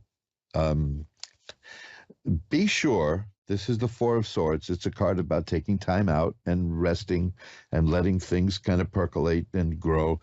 That is the warning not to overwork yourself, which with tiny kids, that's easier said than done. I know, but it's just a matter of taking time for yourself. Be sure you give time to yourself, because you can't take care of anyone if you don't take care of you. First, there's a lot of people who think that that's selfishness to take time out to take care of yourself, but you can't help anyone if you don't help yourself. I see that there were some very difficult times in the near past, but they're over now. Okay, that's the good news. That's the 10 of Swords. Whatever bad stuff was going on and things that were very difficult and painful, it's over. Okay, so that's good. Now you've got the Page of Cups and the Ace of Cups, which are cards of almost an emotional rebirth, about joy and happiness coming back into your life after a dark period. And the 6 of Rods is another card of success and triumph, and this shows that you're going to do fine. One last card, the Empress, shows that you're a person who makes things grow and happen. Now, in this case, you're going to be helping people to grow, but that's your nature, is that you make things happen and make things grow. It's a difficult time, but you're going to be okay as long as you remember to take care of yourself too. Okay, that's what I'm seeing in these cards. The Temperance card tells me that there's balance, because there was some lack of balance in your life. That was part of the bad stuff that was happening, but the Temperance tells me that there will be a return of balance. And hey, I've got the 10 of Coins, and that is one of those cards that's about generations, children, grandchildren, grandparents, great-grandparents, great-grandchildren, the whole thing. That's a very good sign in this. It says that you're going to handle this job very well. Okay? Awesome. That sounds awesome. Beautiful. I'll tell you what I'm going to do. At the end of the show, I'm going to light a white candle to send positive energy your way to help you out and maybe give you a little boost of energy. How's that? That would be awesome. Thank you so much. My pleasure. Thanks for calling. Bye-bye now. Thank you. Bye-bye. I'm going to shuffle up the cards. Listen, I don't know if you can hear it, but my nose is all clogged up here. It just happens when the air is dry. It sounds like I've got a cold probably, but I don't. My health is as good as it's going to get. I have energy again. I'm active. Don't mind walking up the stairs carrying giant boxes of things being delivered. But that's the exercise that I get. But, oh, boy, if it sounds like I have a cold, I don't. I just have my nose is just so dry from the dry air here. We've had such odd weather here in New York. We haven't had any snow yet. I mentioned this last week because people are complaining that we've had no snow, and I can assure you that once the snow comes, people are going to be complaining about the snow. That's just the nature of New Yorkers. We'll complain about anything and do it repeatedly. But I'm at the age where the less slippery the sidewalk is, the better I feel.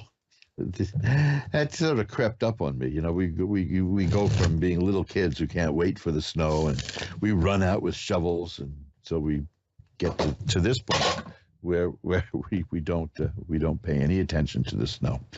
Robin in Brandon, Mississippi is next. Hi, you're on with Reverend Elliot. Hi. Hi, how are you tonight? I'm okay. Well, maybe we can make that a little better. What can I look at for you? The future. Okay, that's kind of big territory. What would you like to see there?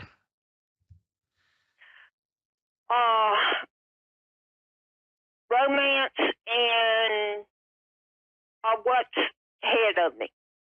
Okay, let's see what we can get in terms of romance. How's that?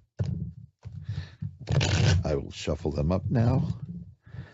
And let's see what we got. The shuffling the cards on a radio stream is not very interesting, I know, but it's got to be done. You know? And like I keep threatening to do when I switch over to video, at least you can see me, and then there'll be a different layer of boredom as I shuffle the cards. But let's see. Then we'll cut the deck. And, oh, did you just recently have a relationship that ended? Yes.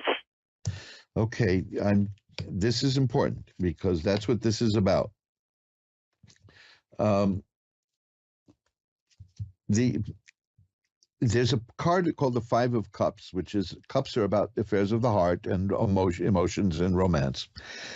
And the Five of Cups is a partial loss. It means that something didn't work out and it's painful, and the person in the card's looking at 3 spilled cups, but there are 2 full cups behind her, which she'll turn around at some point and see and realize that she hasn't lost as much as she thought. And, you know, there's no hurry. When the time comes, you'll see that it's not as bad as you thought, but it hurts right now. All right. The next card is Temperance, and that's good because when we get out of a relationship that didn't work out, there's so many things that it throws us off balance, to put in the short description. The Temperance card is about balance restored. So that's good. You're going to be fine in terms of this. In fact, the Six of Swords is here, and that is a card of a person whose mental attitude, we were talking about the mind before, gets you from where you are to where you want to be. You go from rough waters to calm waters is what the picture shows here. So you're going to work your way through this, and you're going to be fine. The Six of Rods is here. I just had that for a previous person. That's a card that says that's great success and triumph. So you're going to be able to move ahead and do fine. The Nine of Coins is here. The Nine of Coins is a very interesting card in this respect. It's not about being alone. it's about a person who is okay if they should spend time alone.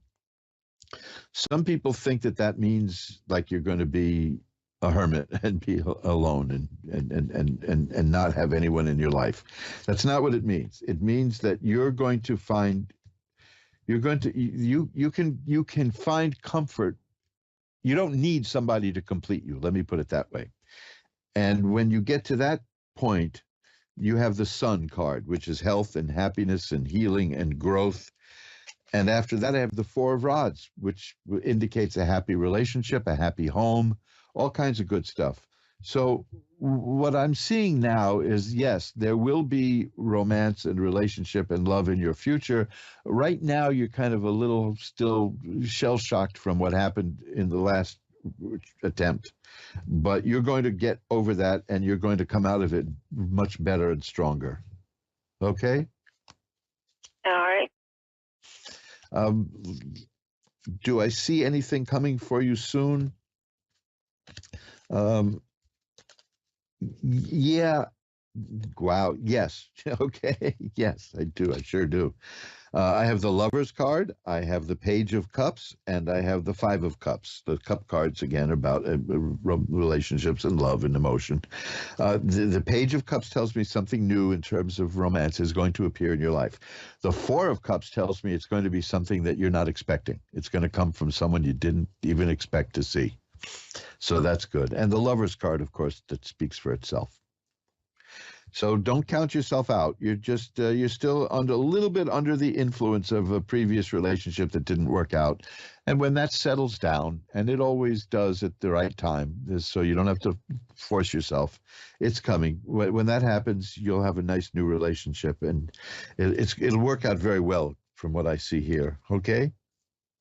Okay. So keep that in mind. The Page of Cups is good because that means the page is the physical appearance of something. The Ace of Cups is more about like the potential, but this is real.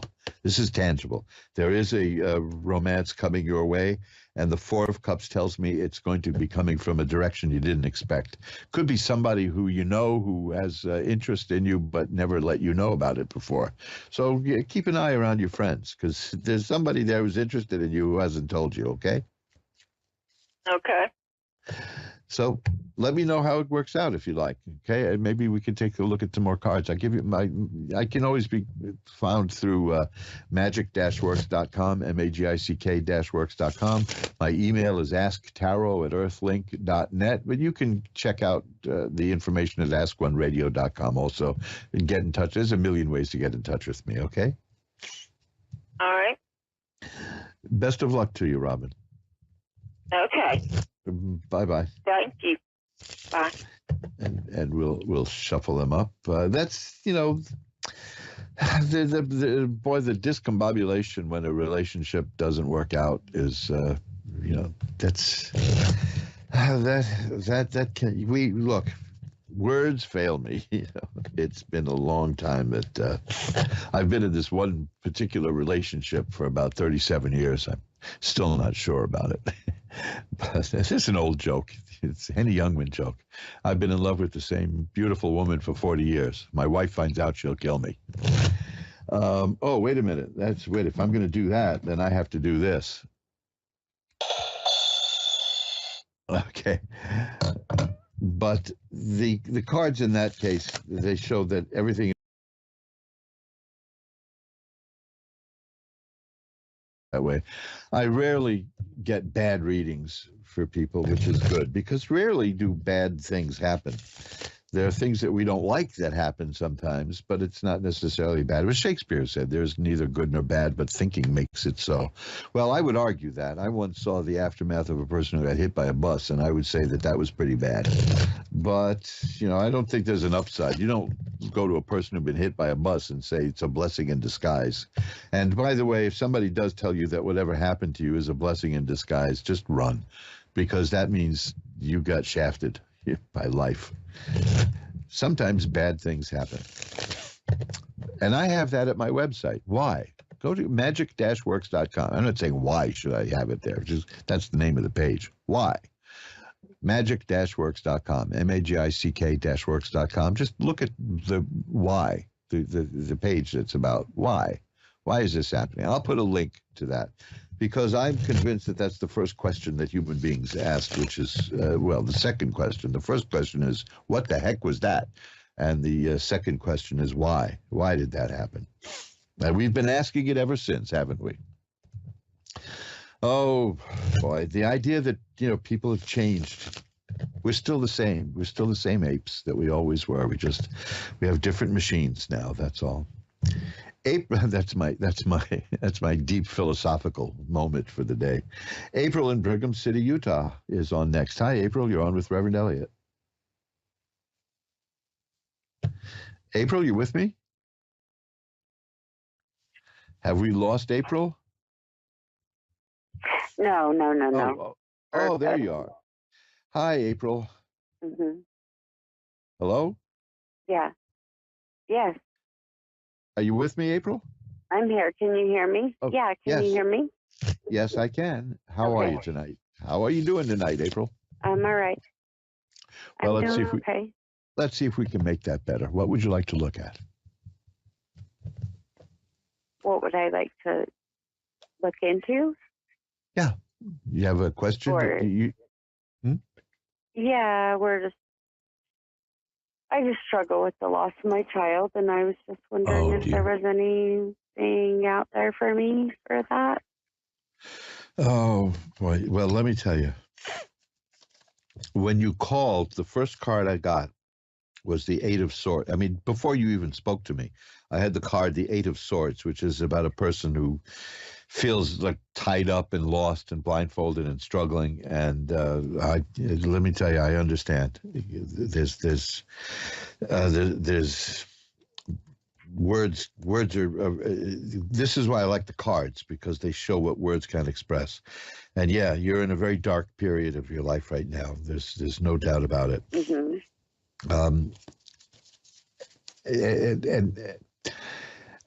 The whole thing is about,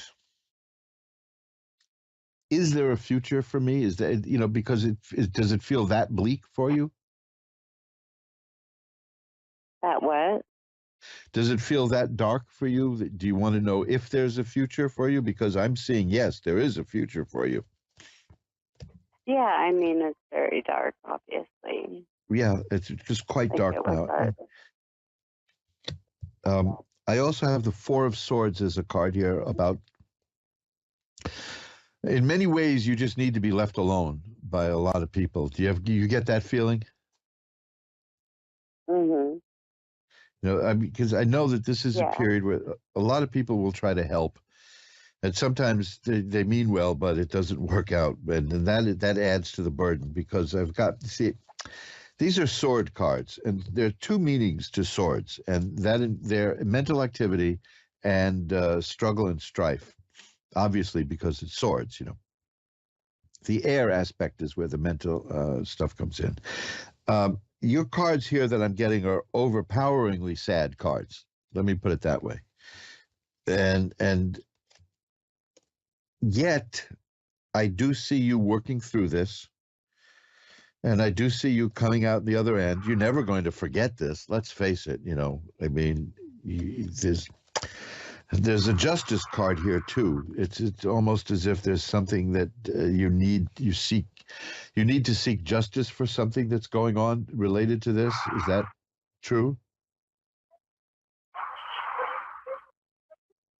Yeah.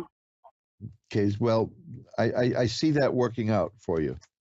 But it'll take some time. But this whole dark thing here that I've got, it's just overpowering everything at the moment. I have 1, 2, 3, 4, 5, 6, 7 cards here that are all swords. This is not a good time at all for you. I'll put it that way. But I'm not seeing it as being permanent. You see that, because you asked about the future. And yes, I see the Temperance card, which means balance is restored. I have the World, which is a card of success and joy and fulfillment, and I have justice, which is the card of getting justice. I've also got the Fool card here, which is fascinating because the card of the Fool, it doesn't mean you're foolish. I see all this working out for you, but right now it's a very heavy thing. Okay, it's very heavy.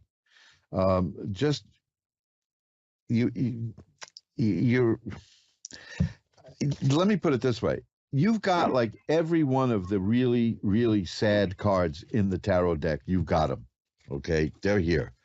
You know, the cards are just, especially the Nine of Swords, the Three of Swords, the Eight of Swords. These are abysmally sad, and so I can't see specifics for you now because it's a cloud. But I'm jumping ahead. I've got the Fool card, which shows you have divine protection. I have the Justice card, which shows that there will be justice in your case. I have the Temperance card, which shows that balance will be restored.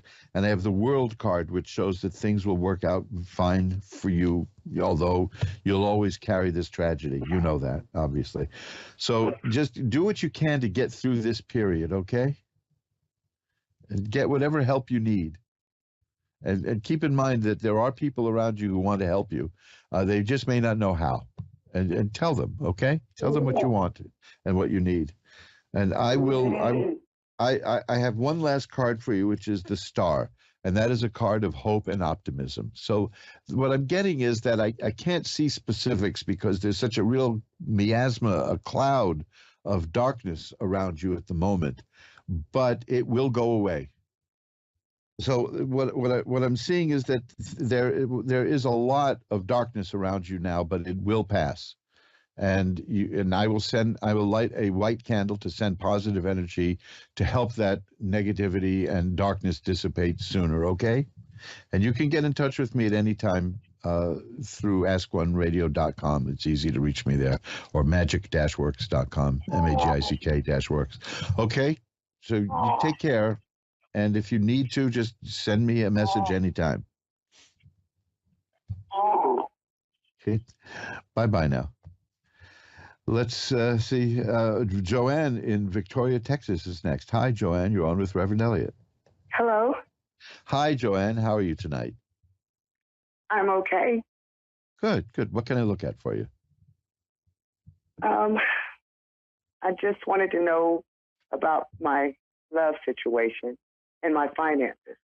Okay, finances. That I've got. I got that right at the top here. So first we'll look at that because that seems to be the most important thing. Yes. I have the Two of Coins. That's a person who's been juggling money. Who hasn't been these days, right? Yes. Trying to get things going. The next card is the Ace of Coins, and that's good.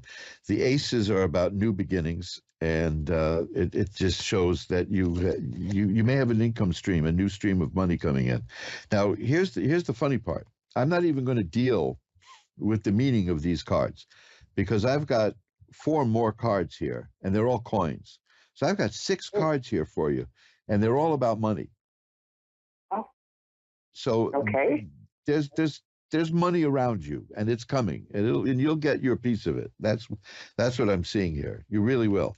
Now, okay.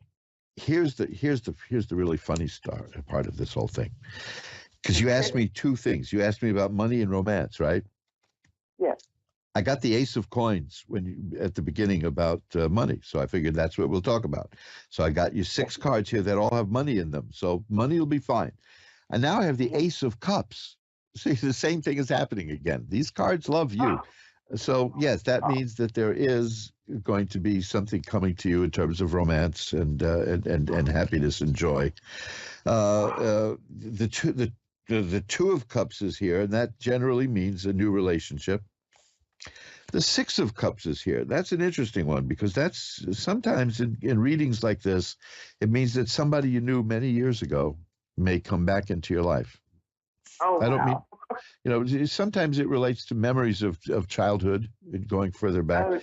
But, and here's the Queen of Cups. This is just silly. This is just ridiculous because you asked me about You asked me about romance, and I get the Ace of Cups, and then all these other cards are cups. You asked me about money, and I get the Ace of Coins, and all the other cards are coins. So the message is clear. The two messages I'm getting are clear. The one message is these cards really respond to you. Oh.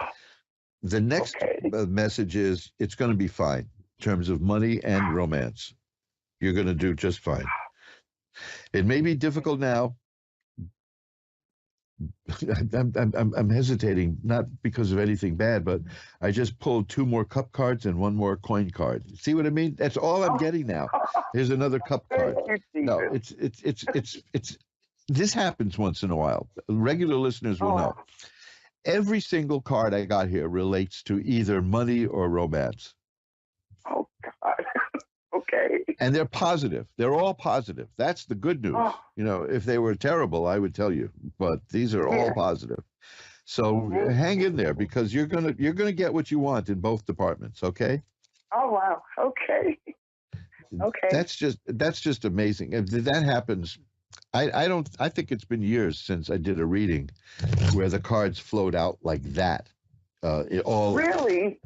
Well, actually, no, it's never happened. What happens is somebody will ask me about romance, and I'll get all the cup cards, but that's rare. Somebody will ask me about career, and I'll get all kinds of rod cards. But you asked me about 2 things, and I got 2 sets of cards here, all of them relating to your question. You asked me about romance, and I got all these cup cards, and you asked me about money, and I got all the coin cards. In that order. That's so. Yes, you know these cards they love you, you know. So it'll be okay. Things will work out for you. Okay. Thank you. Hang in there. Bye now. I will. Thank you. My pleasure. Bye. Let's see if we can get another call in as we round the corner to the end. Natasha, right here in New York City, is next. Hi, you're on with Reverend Elliott. Hey, how you doing? I'm doing well. How are you tonight? Wonderful, thank you. Good. What can I look at for you? I've got a few minutes left. Well, I wanted to look into my marriage. I'm trying to see if me and my husband will reconcile. Okay. We do have divorce papers in. Oh, okay. Well, let me see. Also, I wanted to know what my parents is thinking about all this, because I lost both of my parents 6 months before I got married. Well, in terms of romance, no, you know something, I'm seeing a very volatile situation. I mean, it can change. I'm seeing the Wheel of Fortune here, which indicates changes. Judgment here, which indicates, you know, that's got to do with a legal decree that you mentioned. I'm sure of that.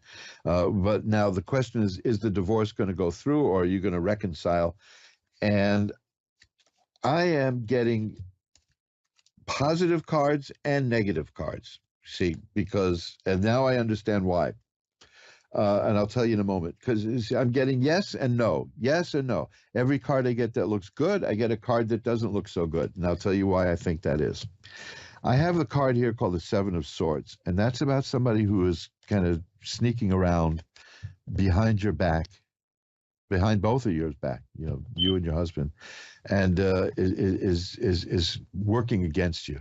Do you get the feeling that there's somebody who's messing up, who's not happy with your plans and messing around with you? I can't hardly hear you. Say it again. Do you get the feeling that there's somebody there in your life who is kind of stirring up trouble between the two of you? Because that's what I see, that somebody's doing that. I feel that there is maybe another woman somewhere that probably is filling his head, and even his mother, probably. Well, that's a very strong possibility, because I've got a card here about a person who's kind of sneaking around in the background, making trouble, and that isn't good, you know. So that's what I see is going on now. And that's what's going to have to be dealt with in order for this to work out.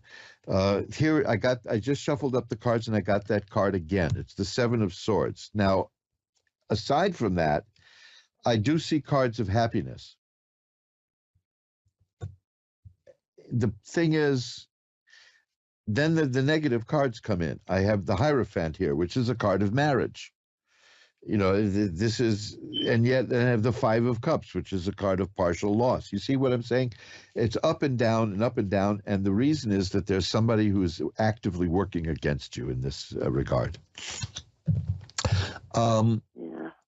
I would strongly suggest this because you can go online and go to a place, let's say like Azure Green is the name of it, or Wisdom Products in California, or up in the Bronx, the original Botanica, or if you have a Botanica in your neighborhood, I don't know where you live in the city here. I'm in the Times Square area, and we used to have a lot of Botanicas, but I don't think we do anymore. Get a reversing candle, which is half black and half red. And they're a nice, hefty size candle, and use it. And that is alleged to send back the negativity to anybody who's sending it. Because right now, I can't see very far, except I keep seeing that there's somebody making trouble. And you might want to do what you can to neutralize that in terms of occult methods. And that would be a candle that's a black and red, and it's a return candle. And that'll return the negative energy that this person is throwing into your life and send it right back to that person. Okay? So do you think that he loves me still? I see a very strong possibility, yes, because I do have a bunch of happy cards. But then I see negative cards, you see. So, and I didn't understand it until I saw that Seven of Swords, which is that there is somebody who's actively working against you. So this is just see what you can do with that return candle, okay? I will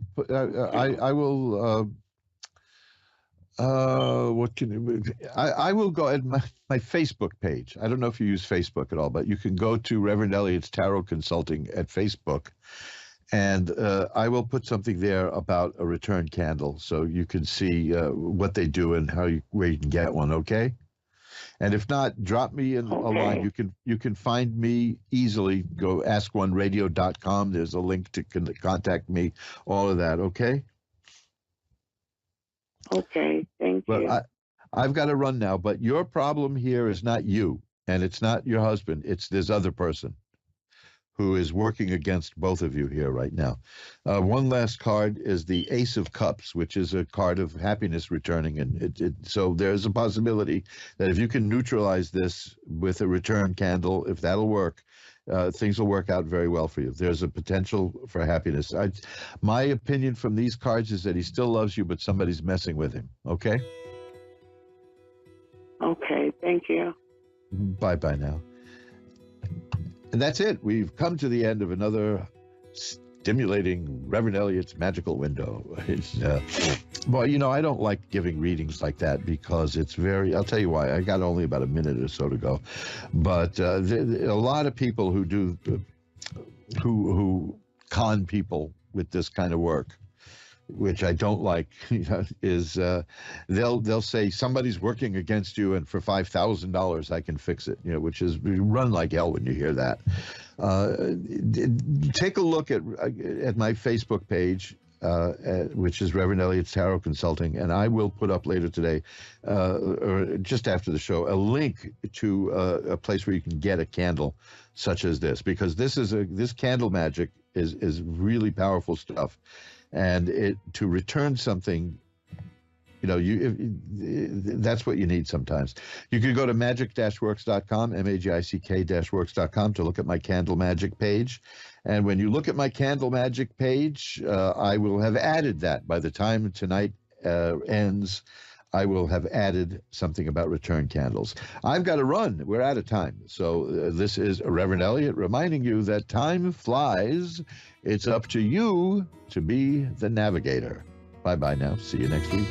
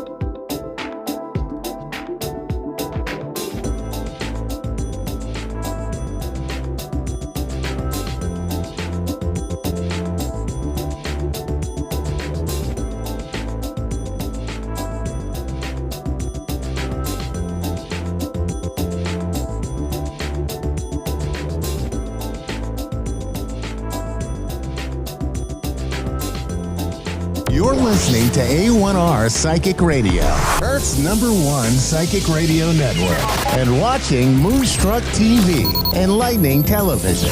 Welcome. Time for the Soul Lounge with Casey. Live from the soullounge.com.au. Connect direct. In North America, dial 888-454-2751. In London, 20-3519-2158. In Sydney, dial 02-8488-3147. Or online, contact us through our Facebook page, facebook.com/psychic radio. Or one of our websites, askoneradio.com or moonstruck.tv. This is the Soul Lounge on A1R, the Ask One Radio Network. Hey guys, welcome to another week of the show. I hope you've all had a great week this week. I today am going to be doing an educational show, and I'm going to be talking about how you can tune into your psychic abilities and your intuition. I was planning on doing some readings today, except my next door neighbor has decided it's a great day to do renovations, and it's a great day to do their gardens. So it's been very noisy all morning, and I didn't want to risk taking on readings and taking on cause of all that noise. So if it does get a bit noisy, that is why. Hopefully they've stopped, but yeah, every couple of minutes I can hear the machinery going off. So safe to just do educational today. So if you're interested in learning how to tune into your psychic abilities, there they go, and learning to tap into your intuition, then this is going to be the show for you. I will also do a collective card pull, and I'm going to start the show with that. All right, just I feel called to do that now. So what I am going to do is I'm going to give the cards a shuffle. We'll see what message comes through for you all today. And if I have time, I'll pull one more card at the end of the show once I have done the psychic development. Now, we actually had a few cards come out, but I'm just going to do the one that, oh, actually, they actually all connect. So I will do a bit of a mini reading here. So the cards and the message that's coming through today is all about connection. So the first card that we had here is spend time with friends. And I know that we have the full moon coming up, and we've got the moon pictured here. We've got, people sitting in a circle, connecting, tea, cards, and journals. So I feel like the message here that's coming through is to connect with those around you, to sit in ceremony. So if you've been feeling that disconnect, if you've been feeling a bit lonely, this is the sign to go and reconnect. Have a picnic with your close friends or your partner, or, even work colleagues or people who are like-minded around you. Put yourself out there to see if there's a women's circle running even in your area. Some people also run them online as well. But this here is about spending time with friends. So you might just be feeling, you're stuck in the same thing a different day, same routines and same patterns. This here is really calling for you to start reconnecting with those around you, and perhaps even finding new friends as well. If you're struggling with your current friendships, this is your sign to start putting yourself out there and creating new connections and new friendships as well. The next card was watch a movie. So very similar to, spending time with friends and also doing something for yourself. We've got watch a movie here. So I feel like it's about reconnecting with yourself, feeling really run down, feeling like you need a break.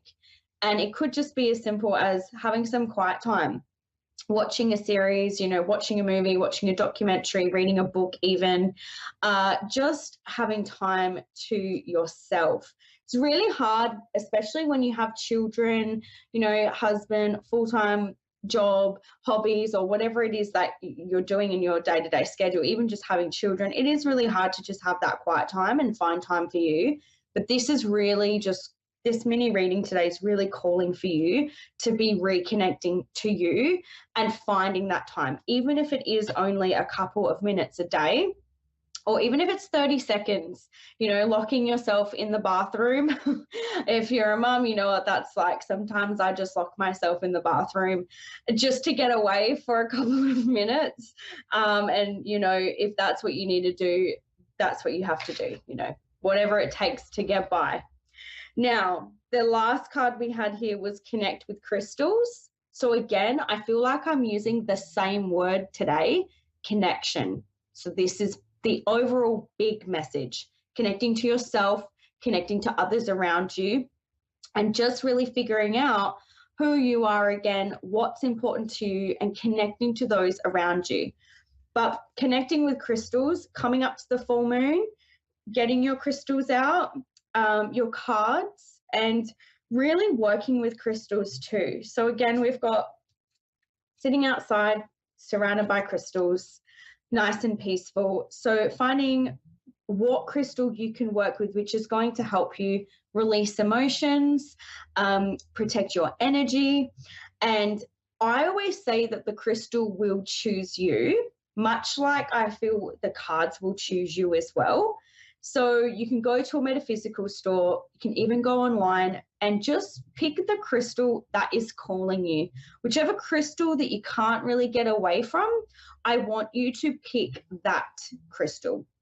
Now, I do hear coming through a lot, smoky quartz, rose quartz, and amethyst. These are three very well known, and if you're into crystals, they're quite popular. I feel like they're some of the most universal crystals. These three are coming through, so you might resonate with getting an amethyst, which really helps you work with your third eye, which we'll be talking about in a moment. And smoky quartz really helps to ground your energy, protect your energy. And the rose quartz really helps with the self-love and relationships and connection. Okay, so you may feel drawn to either one of those crystals, or you might feel drawn to something completely different. But the message here today is connecting to yourself, connecting to friends, having some downtime, figuring out what is it that you want now, okay? And it might literally just be some quiet time, okay? No matter how big or small, it's just about reconnecting and finding yourself again, connecting to your friends and your circles again. So now that I have done that mini collective reading, I hope that has resonated with some of you and given you a bit of clarity or a message that maybe you needed. I am going to talk a little bit about psychic development. Last week, I spoke about how important it is to protect yourself and to ground yourself. So I thought a good follow-on from that is now you know how to protect yourself if you watched that episode.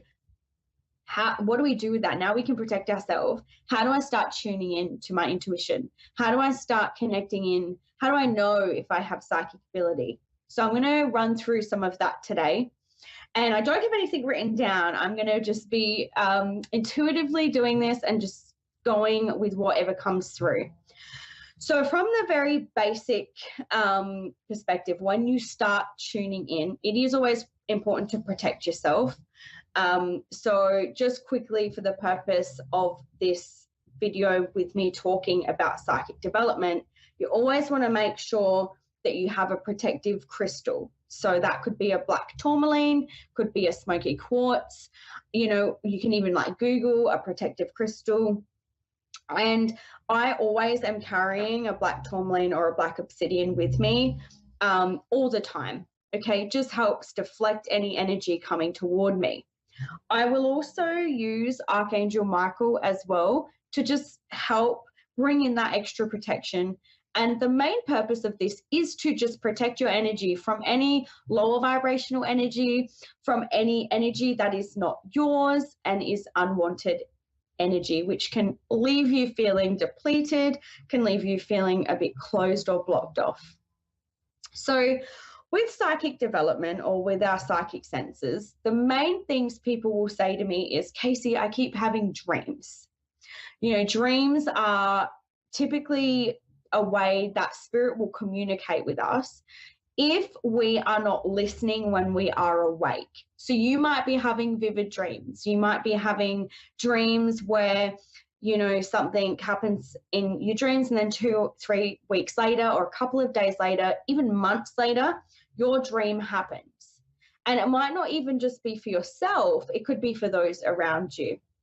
So this is a good way to know that your clairvoyance is activated. You might also have things happen to you where you're like, I feel like, my friend's going to call me today. And then that specific friend calls you 5 minutes later, or later that day, or within a couple of days. Or you'll be thinking about someone, and then you bump into them when you're out of the house. These types of situations typically will mean that you are tuning and tapping into energy that is bigger than yourself, right? So these are very common ways. Or you might see feathers, or you might see butterflies, okay? These are just ways of your guides or your past loved ones letting you know that they are around. So there are so many different ways in which you can recognize or start recognizing you are connected.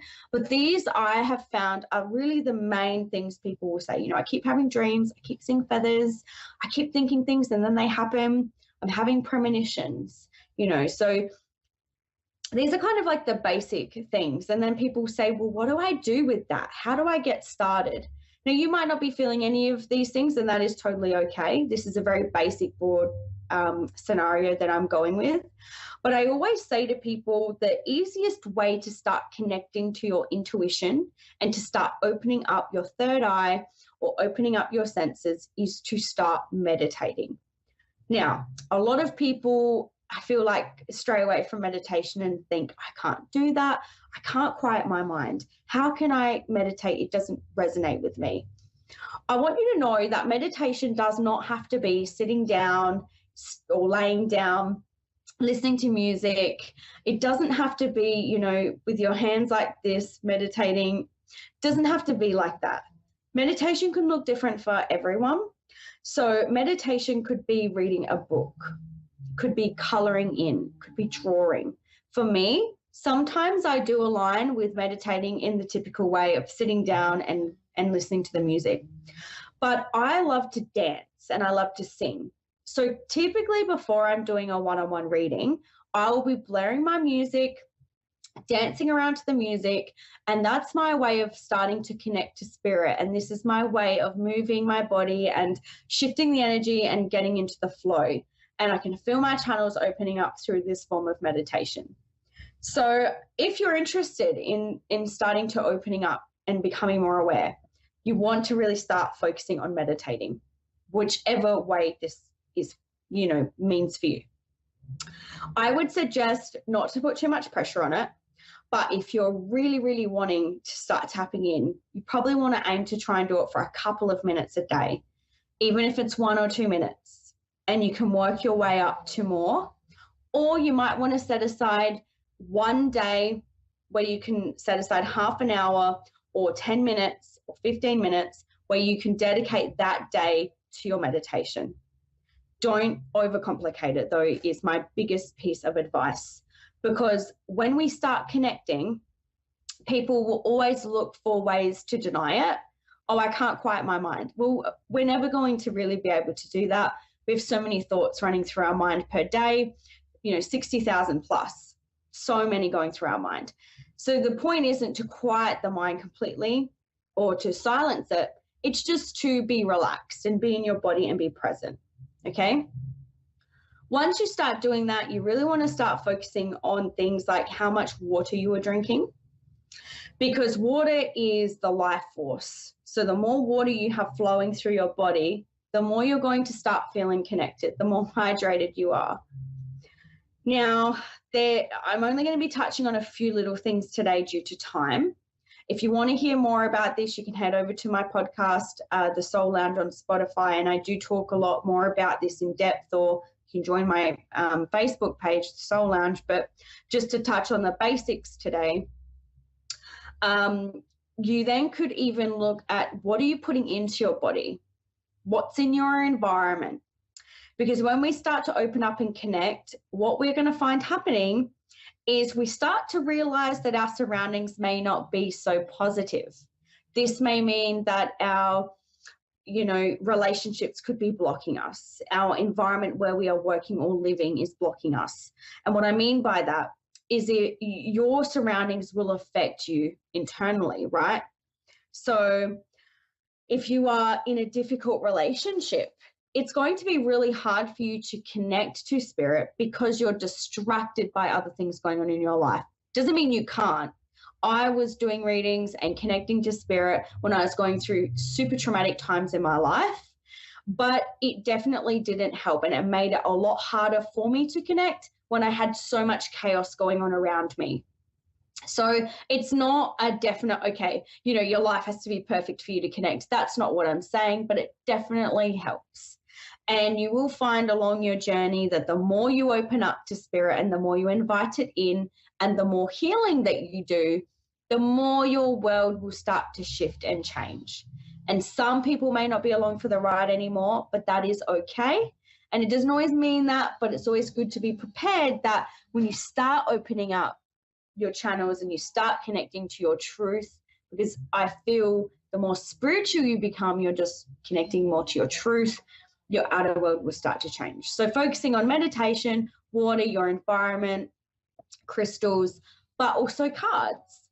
So oracle cards and tarot cards are a great divination tool that you can use to start connecting to your intuition.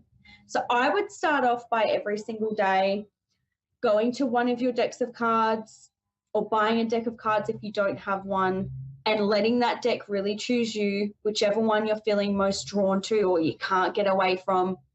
And each morning or each night or when you have a spare minute, sitting down, shuffling the cards and simply asking the cards, what do I need to know right now? You can ask a specific question and see what comes out. I would suggest starting with an angel deck or an oracle deck before tarot. Angel cards and oracle cards are much easier to read. They are a bit more generic, but they sometimes have messages on the front of them and they're just much softer. Whereas a tarot card can take years to study the whole deck to really know all the different meanings, connections to star signs and the suits. Like there's so much to learn in the tarot. So I would always suggest the angel and oracle as a starting point, and then you can always work to the tarot. So you really want to be asking the cards, what is it I need to know today? And I want you to practice, pulling the card from the deck and really just listening and reading. And what are you feeling when you look at the card? There's no rush. I want you to really try and figure out what the card is telling you before you go and read the book. This is how you're going to start strengthening your intuition. This is how you're going to start connecting to your intuition.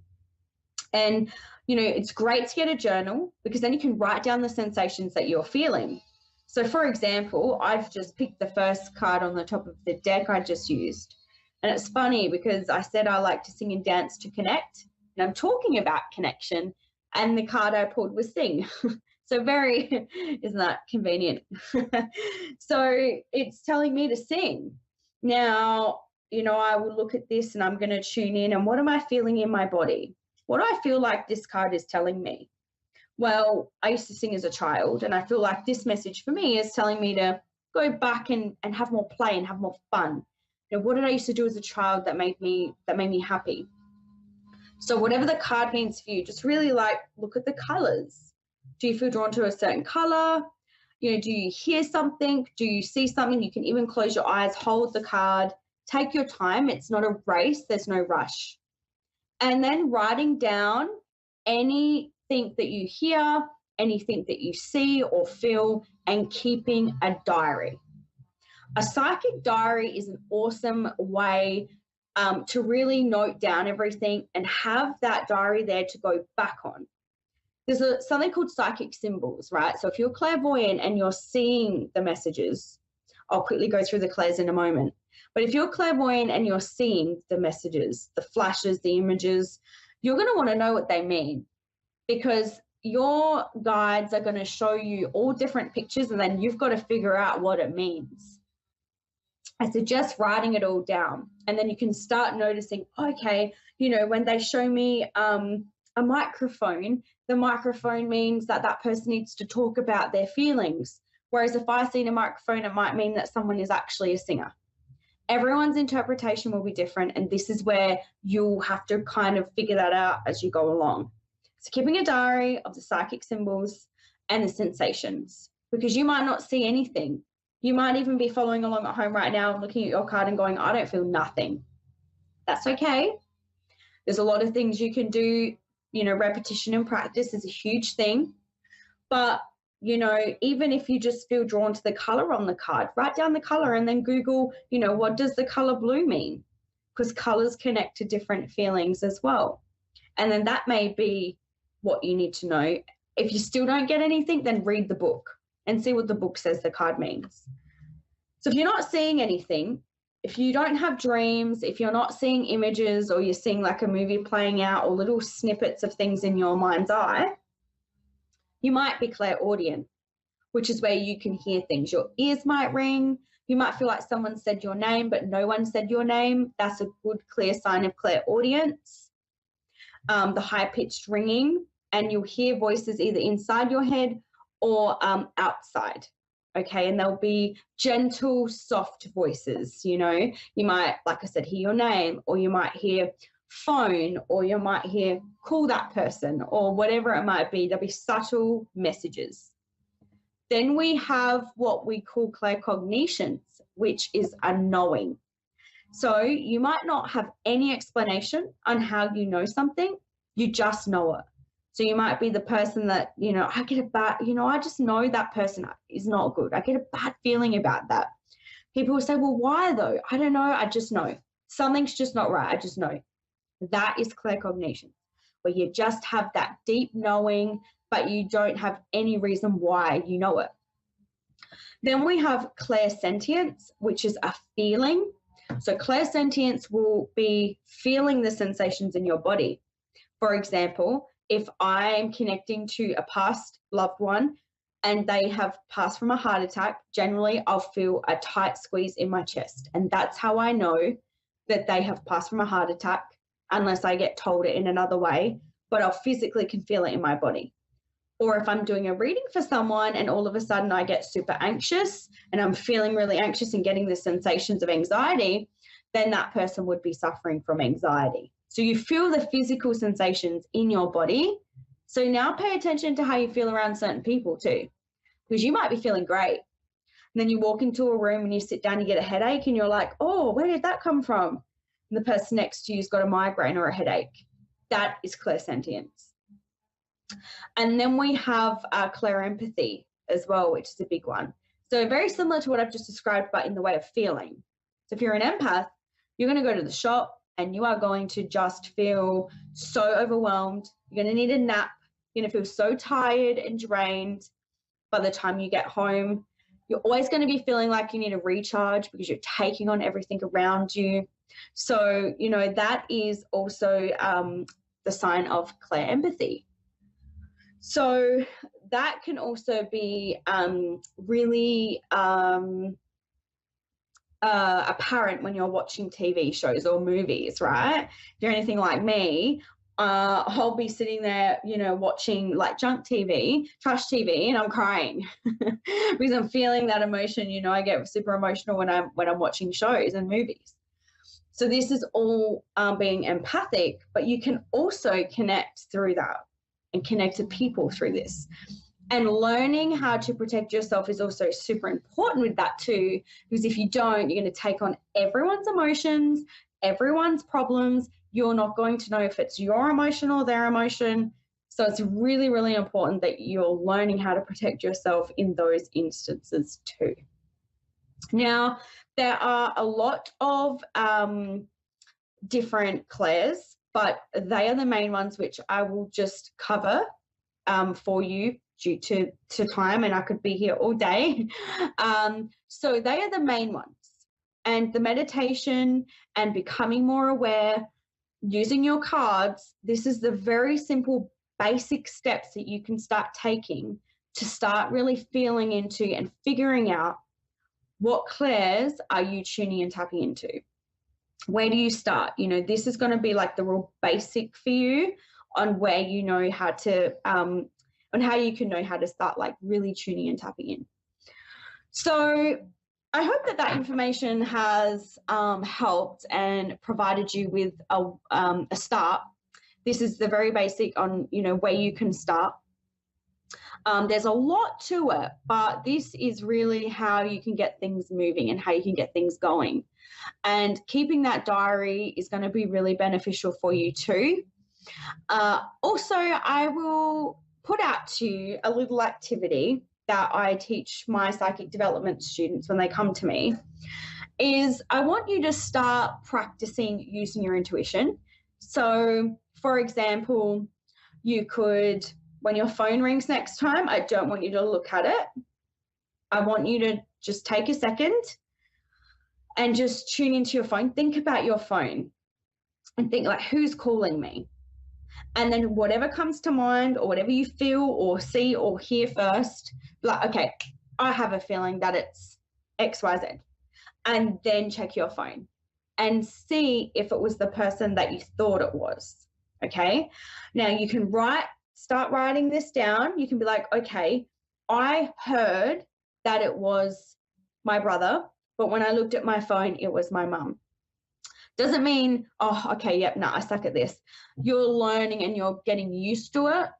But also what that could be is when you feel it in your stomach, it means it could be relating to, you know, family or, you know, and this is where we're opening big rabbit holes here because it's going to be different for everybody, but just for an example, so you kind of know where I'm going with this. And then you can be like, okay, I thought that it was this person, but it wasn't, and I felt it in my stomach. Perhaps that might not even be where my intuition is coming from. And then you'll start to notice a pattern. When you do start getting it right, you'll be like, oh, every time I hear something, it's accurate every time. But when I feel it in my tummy, it's 50-50. It's not always accurate. Actually, it's more wrong than it is right. So I'm really going to start focusing on my hearing now. So these little activities, trying to guess who's on the phone, trying to guess who texts you, you know, or like when I turn the TV on, what show is going to be on, or, you know, what's the time? I haven't checked it in ages. I reckon it's, you know, whatever time it is, 12:30 or whatever. I want you to practice these and see how you go. So that is me done for today, but thank you so much for joining me again. I hope you all have a great week, and I will see you all again next week for another show.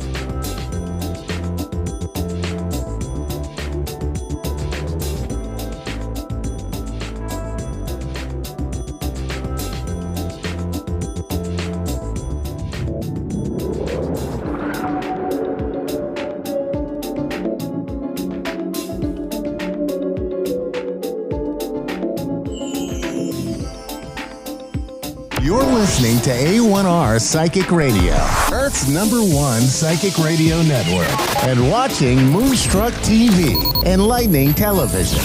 Welcome. Time for Your Time to Shine with Julie Yeager-Walker. Julie Yeager-Walker. Live from Wings of Souls with Julie.com. Connect direct. In North America, dial 888-454-2751. In London, 20-3519-2158. In Sydney, dial 02-8488-3147. Or online, contact us through our Facebook page, facebook.com/psychic radio. Or one of our websites, askoneradio.com or moonstruck.tv. This is Your Time to Shine on A1R, the Ask One Radio Network.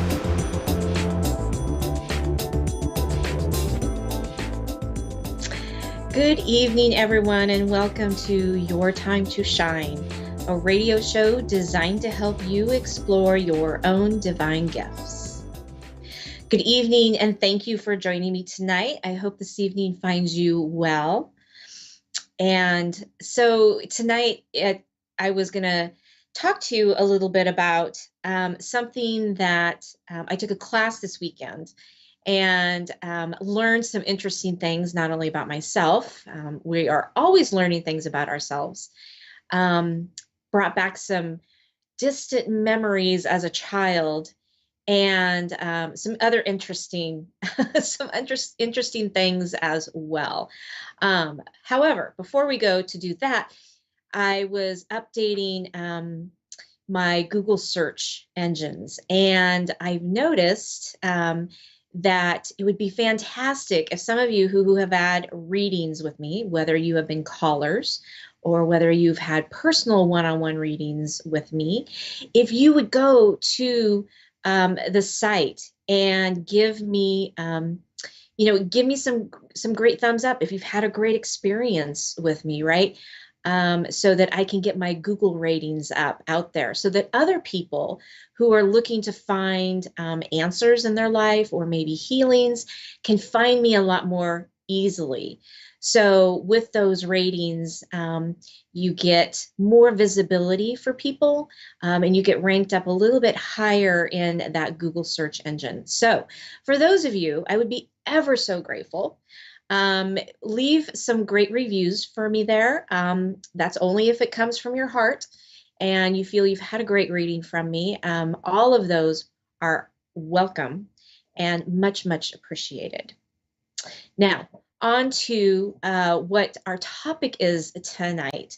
Our topic is talking about, what do you do with the wandering mind, or maybe the worrying mind, or, where we all have things that trigger us in our life. We have our stressors. It's just the way we are. We're human. We're here to have that human experience. So I remember as a kid having a little stone. I don't even remember what it looked like. I just remember having it. And it was a worry stone. You see those all over, right? These worry stones. Hold on to it, feel it, touch it whenever you're worried or stressed out.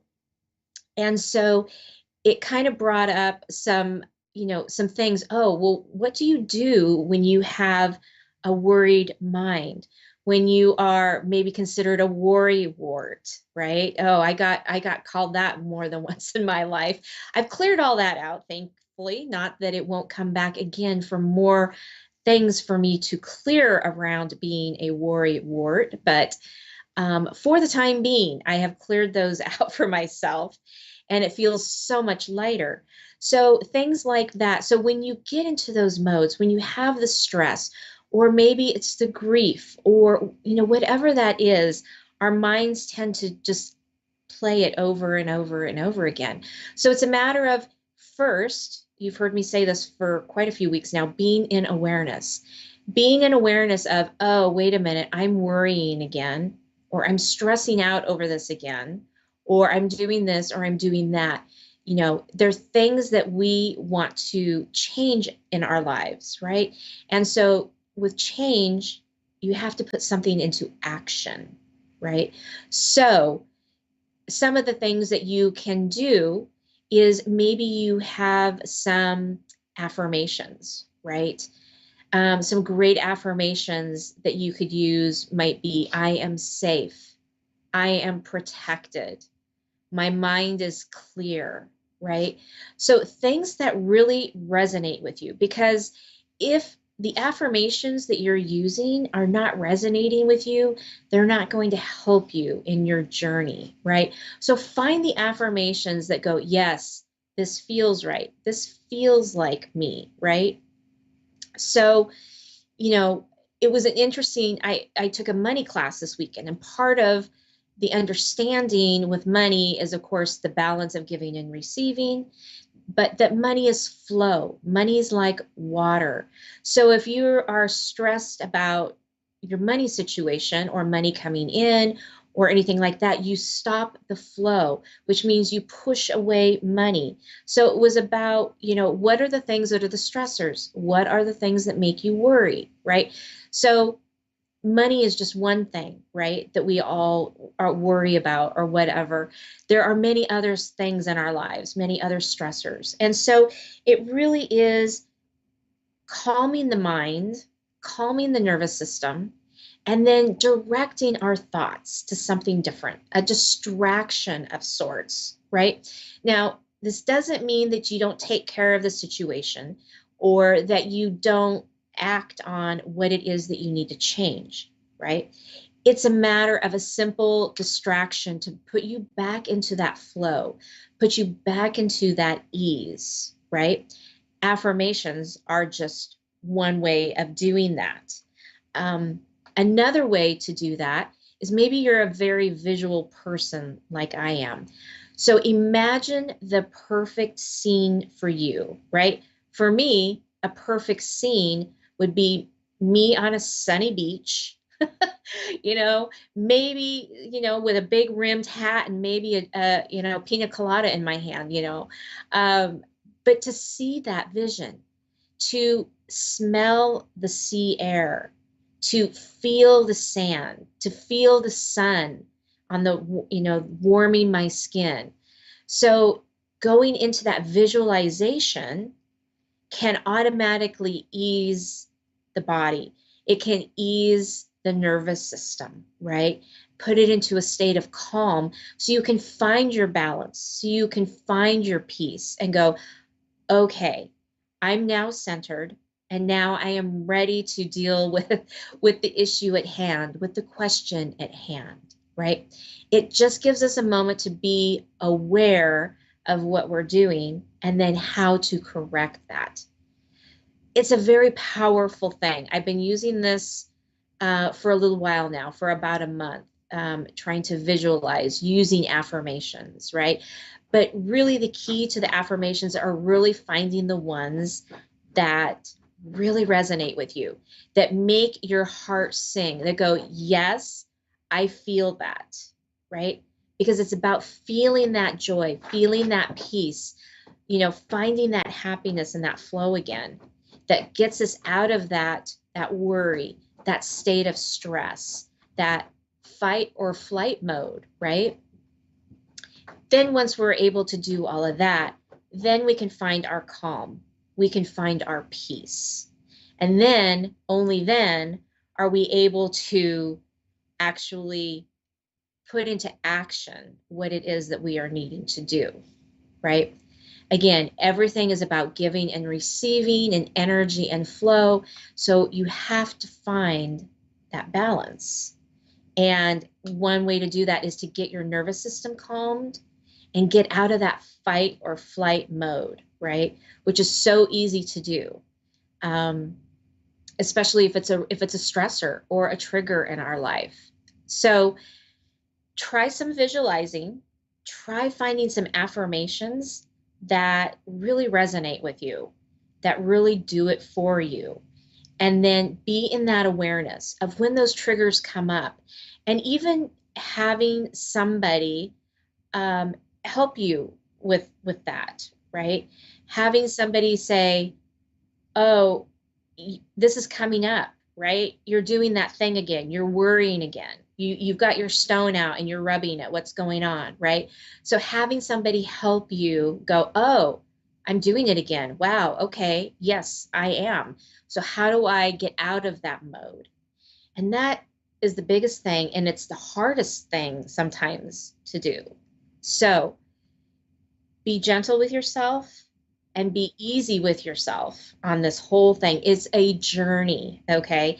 It is a learning experience, because if you've been in that mode for a very long time, it's going to take some time to change that habit, to get you out of that mindset, right?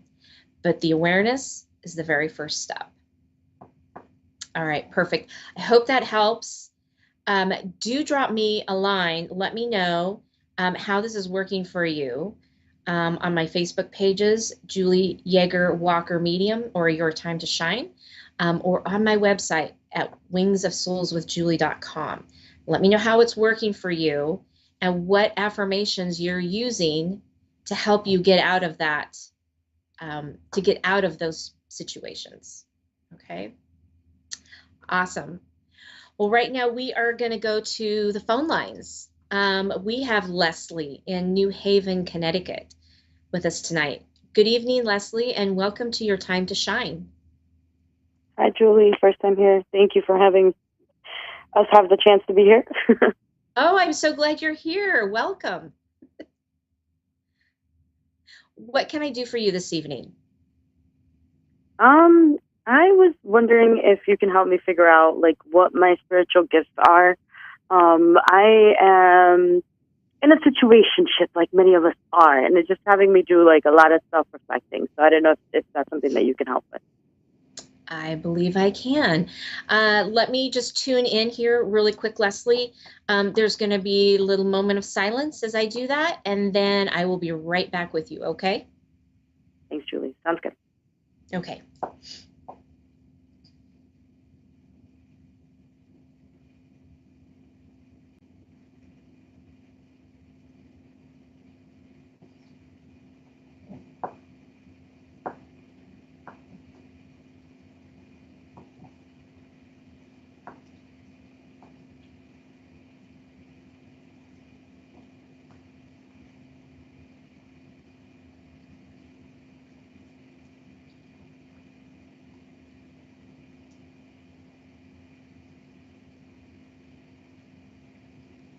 Okay, Leslie. Okay.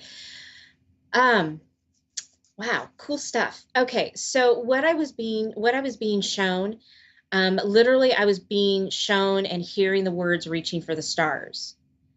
And I'm like, oh, so there's like this element of astrology, and like reading into the stars and the moon and this whole gravity of all of that, in that perspective. And then reading energy, right? Like I'm being shown that you can like look at somebody. I don't know if you physically see auras or if you just sense them, but you can sense. Okay. Okay. You can sense their energies and their auras. And so, this idea of aura healing or reading auras, because you can tell so much by somebody and what they're going through, right? By their auras, right? Thank you. So I do practice Reiki healing. So it's like an energy healing. And if auras is something I should learn more about, my mind is very open. I'm getting that you automatically are doing that anyway. You don't perceive it. You just don't perceive it in that way as reading auras. So I would definitely look into that and start kind of practicing it. Like I said, you already know how to do this, right? Even in your Reiki practice, you're already doing this. You just didn't really have a name for it or or how to describe it, essentially. So definitely I would look into that. And definitely I'm really getting a big hit with astrology as well. Okay, so as a child, they're showing me as a child, you were already, excuse me, my words, you were always fascinated with the stars and the moon. That's right. That's right. When I would be sad or just kind of wanting to be reminded of like our magic, you know, if life got a little too real, too root chakra centered. There was something about like stargazing, sky gazing that I definitely felt like, nope, there's still magic somewhere. Absolutely. Yeah. Oh my gosh. I love that. That is amazing. I love that. Yes. So yes, astrology is something that would come very naturally for you, very easily. It's going to bring that magic back in that you felt as, you know, as a young child, right? Thank you. Yeah, no, that really brought it all together. I don't know much about auras or I don't know much about astrology, but I am into like Myers-Briggs, personality typology. I have a degree in like behavior mod and like I like the Chinese astrology and like, you know, all these things of how to decode personalities, but like actually like looking at the stars and or numerology and things like that, I haven't delved into that at all. So that's exciting. Yes. They're showing me a book. And I think I actually have it on my shelf behind me somewhere. But it's called Moonology. And it's about, it's about different phases of the moon and looking at it. I haven't even dived into that book all the way. So I couldn't tell you all of the things that are in there. But they're showing me this book. So I would definitely go check that out. Okay. I have baby roots. I know I listen to the Farmer's Almanac and like I cut my ends based on like the moon phases. My grandpa was a farmer and he went by the moon phases. So it's resonating a lot more. I'm feeling you. Good. Yeah, you really have some amazing talents. So much of this is going to come so naturally and so easily for you. It is inbred in you. It's like it's encoded in your DNA, right? So for you to jump into aura healing or for you to go into moonology and astrology, it's going to feel like you've come home, like you've done this full circle thing, right? That is so cool. I wasn't going to get too woo-woo and say like it felt like more home when this planet got a little too much like that. And that was part of the whole stargazing thing is like this home feeling. So that's awesome. Goosebumps. Definitely. Mm-hmm. Yeah. No, you've done these things in a past life. So that's one of the reasons why it's going to come so easily and so naturally to you. Okay. Exciting. But definitely look into those. You've got really great intuitive skills and intuitiveness, and you can just sharpen those skills by using some of these other tools, right? I'm also being shown that when you're doing Reiki, you can bring messages in for your clients. Oh, that's true. I like get really overwhelmed. I cry, and with some people, I tell them what I'm sensing or feeling. Like I did it to my mentor, my clinical mentor in my mental health field. And I was like, I don't know, did something happen to you when you were a child, like around like your appendix area? She's like, yeah, I almost died. I was internally bleeding after an accident. And like that trauma's always stayed with me. And like she didn't think of it for a long time. But like when I put my hands over there, I could feel it. So yeah, pretty neat stuff has happened that I don't think when I get Reiki healings, it's not like a reading and a healing together. So that's pretty neat. Yeah. Yes, absolutely. So keep that going, because as you're doing like that energetic healing with your Reiki, you're also doing an emotional healing for them as well. Okay. So it's this two parts of this, right? So keep that energy flowing through you. I'm being shown that you need to make sure that when you're doing your Reiki, that you make sure the energy flows through you, because I'm being shown that sometimes you absorb their energy. And you're going to know when you do it because you're going to feel kind of exhausted after a session. So your guides are telling me to make sure that you say, I am just the conduit for this energy, right? Wow. So it literally will come in through your crown chakra. It will come out and into into your client, but you're not taking on that physical energy yourself. Okay. Every single time. Every single Good. time. It's been overwhelming. It's been like ugly crying. And something does stay with me, and it does make me tired.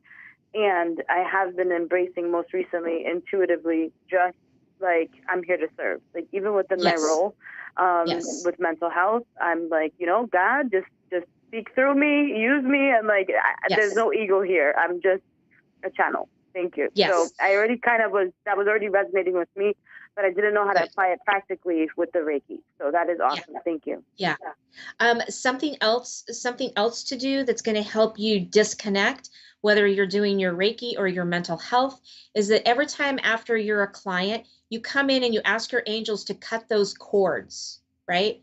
And you can simply say, okay, angels, I'm going to cut my cords now. And you can clap your hands, you can snap, you can do something and make a pact with your angels that says, every time I have a client, I'm going to cut the cords, cut the energy, and I'm going to do this.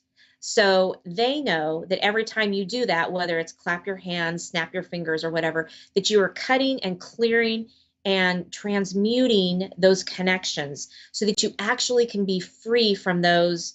If you did take on any emotions during that time that wasn't yours, you can clear those out, you can cut them, and you can, just get rid of them, because it's not yours to take on, right? It needs to stay with them. So thank you. That's another. When I shower, I kind of do that. I'm like, but I try to remember to do that, right? Like this shower is not just a physical shower; it's also like a spiritual one. However, thank you. After, like, people tell me their deepest and darkest professionally, and when I, do my little readings for people, but I never did something immediately after. It kind of, I let it percolate. So, or pickle. I let it stay there. Yes. So thanks. Yes. That's good to be cognizant of, to clear it right away. Absolutely. Yes, after every single one.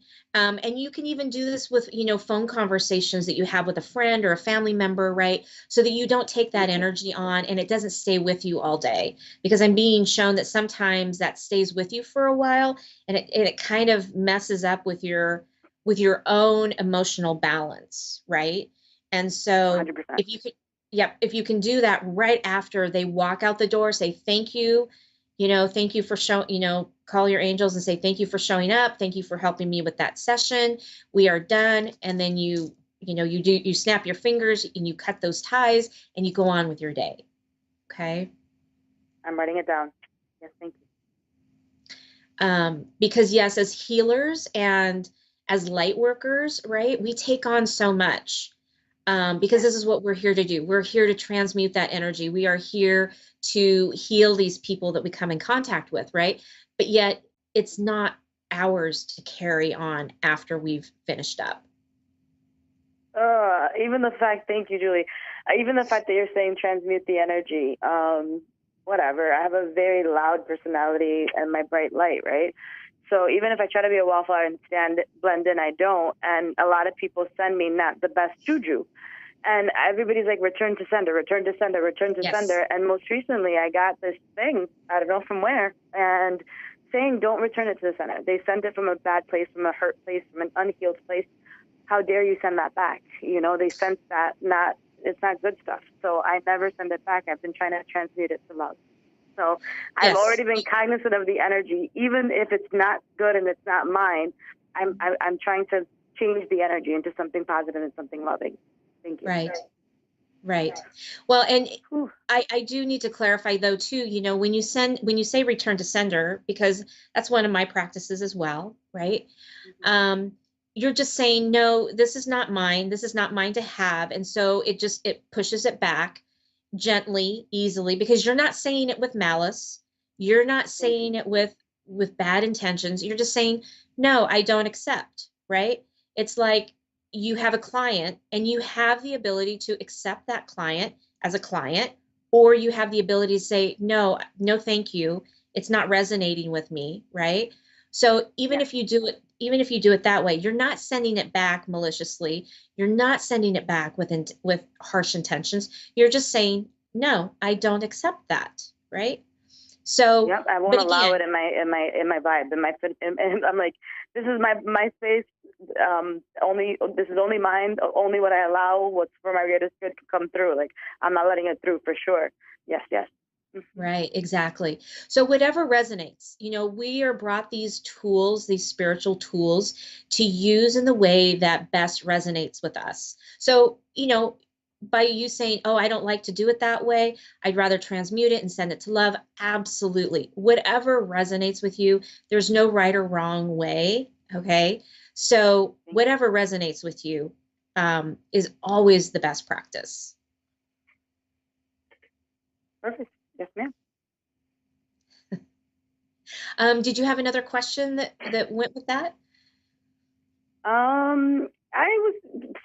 Like the love interest that I have now, he has me really looking into myself and like just like what do I have to offer, my personality stuff, and like just even spirituality and like speaking my authentic truth. But anything that you can tell me about the person I'm interested in now. Is this somebody different than the person you were just speaking about? No, same. So I get the feeling that this person has walked into your life to teach you to open up your eyes, right? And to make you self-aware about who you are and to realize your truth and to speak your truth.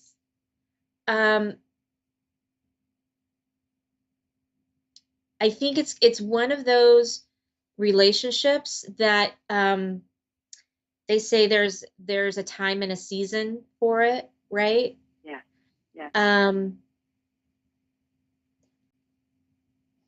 I feel like this one is here in your life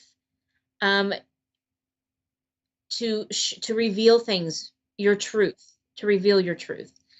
I'm not feeling that this is going to be the one that you're going to be with for a long period of time.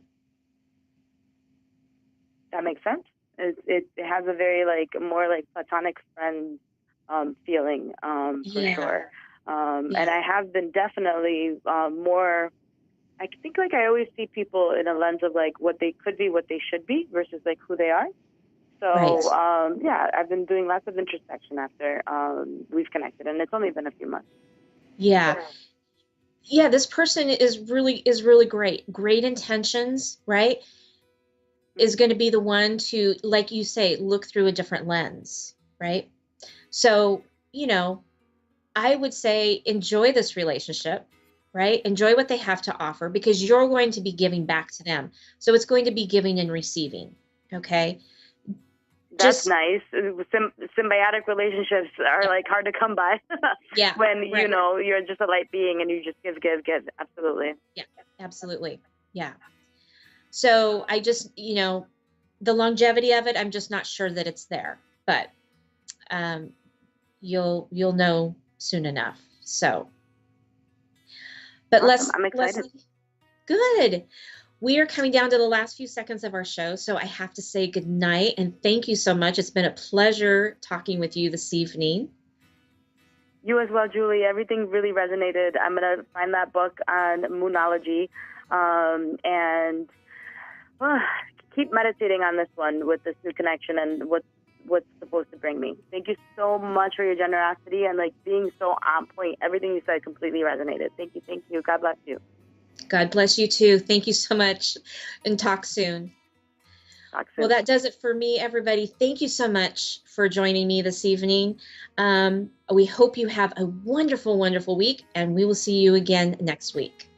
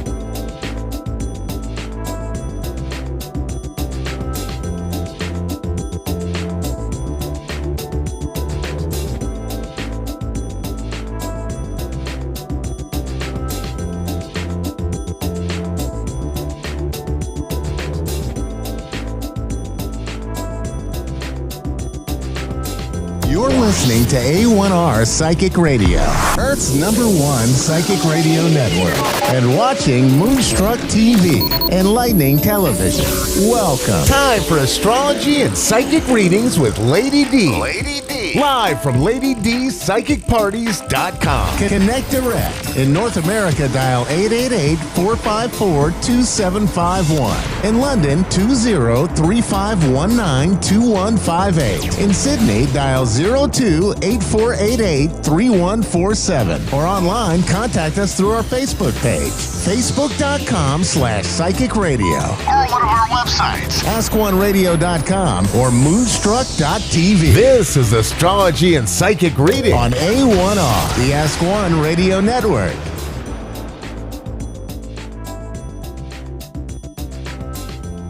Hi everybody, welcome to Astrology and Psychic Readings with Lady D. So I'm your host for the next half an hour, Lady D. I hope you've all had a wonderful week. So this week with the planets, we do have, it is a very eventful week that I feel it's going to be. We do have Mercury, which is going to meet up with Pluto on the 11th. And then we've got Venus meeting up with Neptune on the 15th. And on the 12th, we have Mercury then going into Aquarius. So we do have some big things coming up. With this Mercury that's going to be meeting up with Pluto, I feel so this will be in Capricorn and it's coming up to those last degrees. And also we have Pluto moving another degree in Capricorn, which we haven't seen in our lives where, Pluto is going. So this is all going to be bringing up over the next few months. It's going to be really intense and bringing up little things to do with our financial systems, the governance, the law and order of things as well.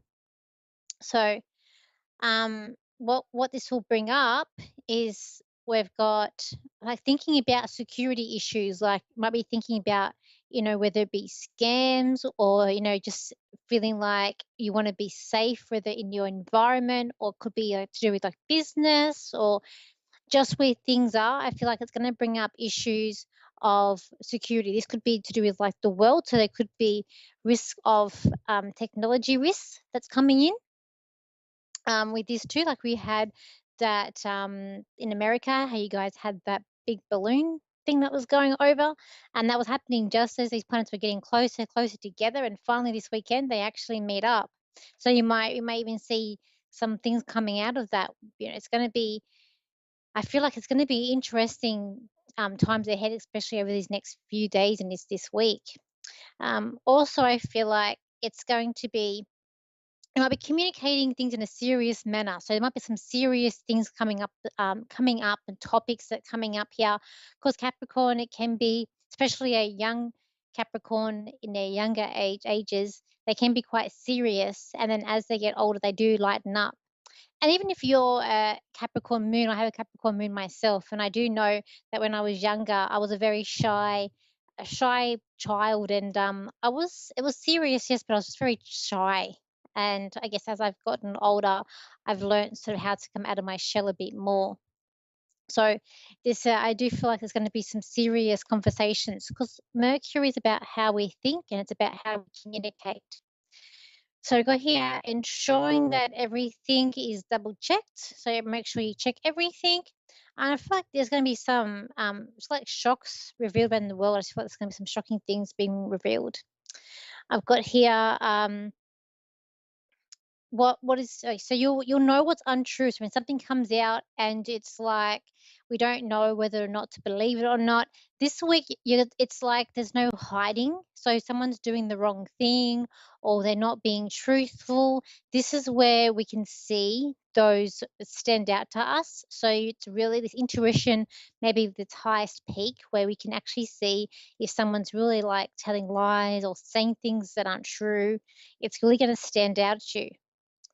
There could be something going on with the banks and financial situations around the world, especially with the Venus meeting up with Neptune with around the same time or within this same week as the Mercury with Pluto.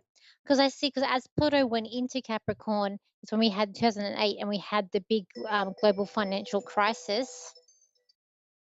And then so with that, as it's coming out, we may see something else big happening and some shocks happening, because Pluto is at last degrees, coming at those last degrees there, and it will going into Aquarius next month. So I do feel like we're going to see some shocks or some things that are going to be coming up, setting the tone and the themes for the next 20 odd years that this transit is going to be in Aquarius. So it's going to be some interesting things coming out. I got here, so undoing any of restrictions. So I feel like this is also going to be a time where restrictions, those rules and restrictions, may be let go, and anything that's restricting you around the world. I feel like might be a sense of freedom and liberty, but it's also like there's also things are, and it's a transaction. This will be like I feel like it's going to be like a transactional thing, because when we're dealing with Capricorn, we are dealing with business and rules and structures, but I feel like also it's about business. So even though these things, you might have this sense of freedom and liberties and being able to move forward, but at a sense of, what costs as well. It's going to come up with this. Also with the Venus meeting up with Neptune, and I class with Pluto, I do see it as the Phoenix, and I do see it as there's an ending with Pluto, because it is ruled by the 8th house. But I always see, when I see Pluto in someone's chart, especially when it hits a planet, depending what the planet it's hitting with the energies, I do see that there is some sort of like ending or transformation that's going to take place, but the transformation can only take place with the ending that's going to be there.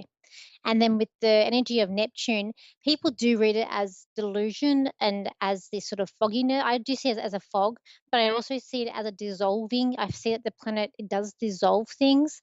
So with it hitting Venus, with Venus ruling our relationships and money as well, there could be something, could be a lot of endings this week. We might see a transformative ending, or just things sort of, revealing itself.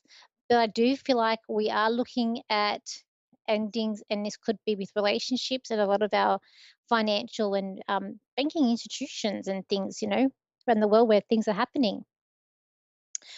I feel like also we've got here anything like in relationships that's not balanced or unrealistic or unstable. I see that there may be an endings with those relationships, or anything to do with like money, some things that are feeling unstable, that are not feeling safe, that are not feeling like they're secure, and that that hasn't got your back. These are where things are going to be brought up with this. So and especially this is the 15th, so it's day after Valentine's Day. So this could be an interesting Valentine's Day that's be coming up.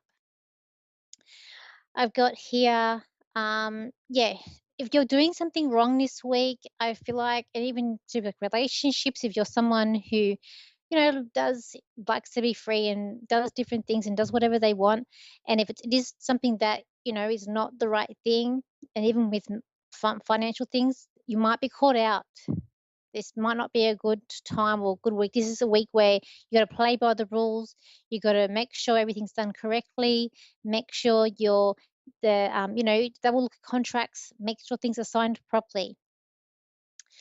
So here, you might feel that in relationships also could be a sense of like paranoia a little bit too. Again, I feel like trust your instincts as well. So we've got here. They also got people will want everything.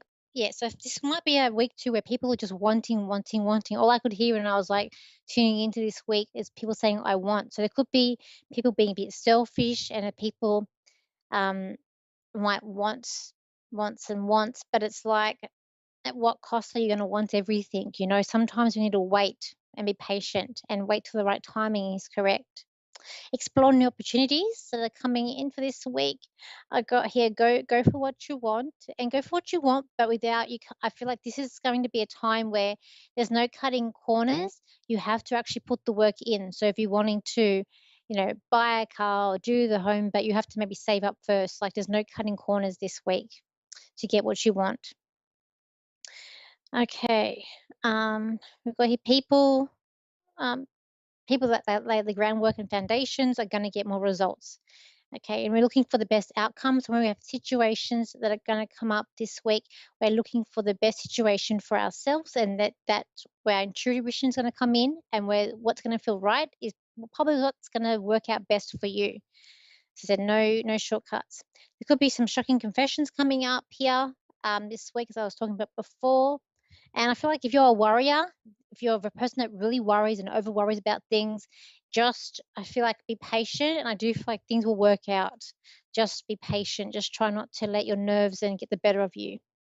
Let's go to the callers. So we got here, which is Rachel, who's in Delaware in USA. Yeah, Delaware. So, hi, how are Hi. you?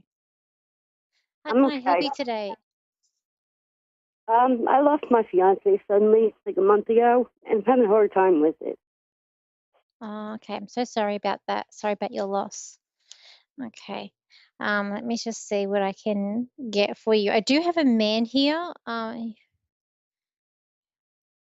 And before I actually came on here, I had a man with me, and he's not changing. So when I see loved ones come through, sometimes I see them as characters or certain celebrities.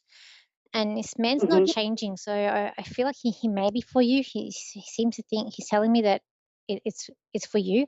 Okay, so who I'm seeing like the Fonz from Happy Days. So was your fiance? Was he someone who maybe thought that he was very cool, very charming, maybe a little bit of rebel? A little bit, yeah. No. Okay. Did he like watching Happy Days at all, or does Henry, or does the Fonzie from Happy Days, does that connect anything to do with your partner? No, I wouldn't say no. Okay, No.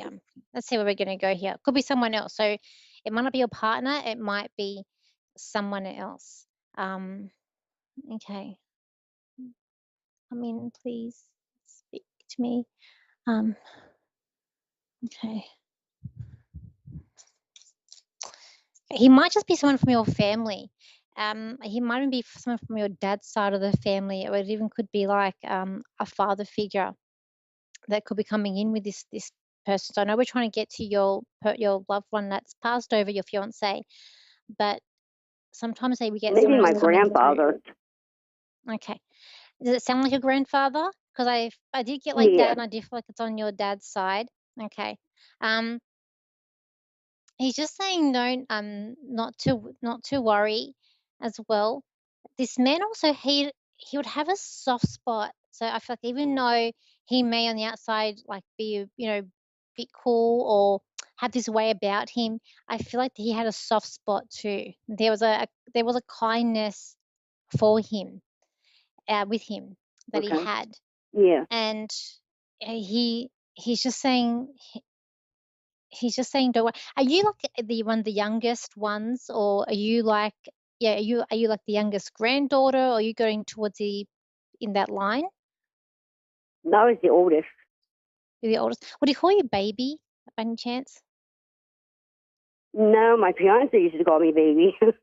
Oh, okay. Because I keep on hearing "don't worry, baby." So I'm like, "Don't worry, baby." So I'm like, okay. So I'm thinking that maybe it's a nickname. So that's what I'm hearing.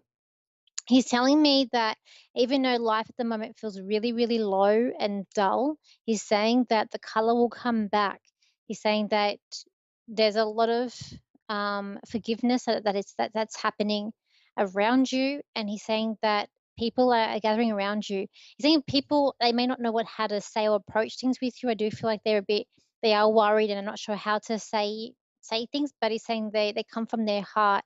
But he's saying that the brightness will come back. He's telling me like next year is when things are going to come back on track. And he's like, things are going to feel like they're a bit slow, but he's like, you're very good at, sticking to what you know and keeping on track. But he's saying that things are going to get better for you, get better for you next year. Okay, so just got another man that's here with me as well. So I'm going to bring him in. So this man's I feel like this man is very clean cut. I feel like that there is a younger vibe with him. He's younger than the other men that I did have with me. And he does have, he's got roses in his hands. So I am hoping this is your fiance because he has got roses. And he's calling you, would he call you darling by any chance? I don't think I ever heard him say that. Okay. That's right. It's okay. I was hoping, yes. It was usually 'cause he's babe or saying, baby. baby. Okay. Well, I am hearing the word he's saying darling, but he was laughing. He's cheeky. There's a cheeky vibe with this man. Oh, Also, yeah, I he's feel like, very sarcastic. yeah. And I also feel like, did he have like dimples in his cheeks? Dimples by any chance? Yes, yes. Because he's showing me his cheeks and there's a dimple, like there's a dimple then he's pointing to his cheeks. And he's like, yeah, he's saying, gotcha. But he is saying he just wants to give you flowers for Valentine's Day, and he is giving you some roses for Valentine's Day. He doesn't want to miss the opportunity or miss the chance to give you the flowers, even if it's in spirit. But who knows? You never know. You might end up getting flowers on Valentine's Day. But he is giving it to you now. And even he's telling me about how things have been looking a bit dull for you, but he's saying, brighter days, they are going to come. They are going to come for you. And he's I do feel like that his passing, it hasn't been very neat, because he's showing me a mess with his passing. There's a mess that there's things that he's left behind, that things that you're having to deal with this, and he's apologizing for that. And I feel like, I don't feel like it's you, but I feel like, is there another female that's bickering, or that's maybe giving you a hard time, or has a bit of an attitude? His mother.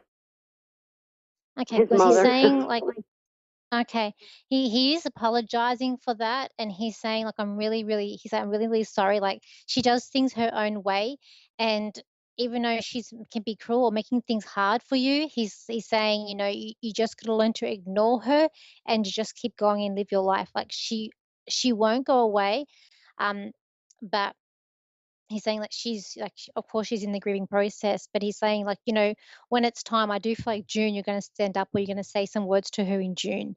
I do feel. And he's like, Okay. is she making you feel really unhappy? Yeah, Because he's they're telling me just she's thing for not. her tomorrow, and they asked me not to come. Yeah, because he's telling me that she's making you feel really unhappy. He's using the word miserable, but I was saying unhappy.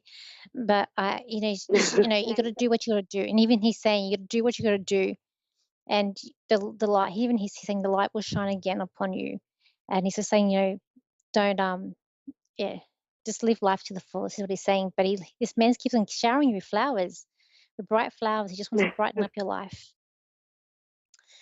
But there any questions? No, I just wanted to see if he would come through. And actually, I'm having a really hard time with it.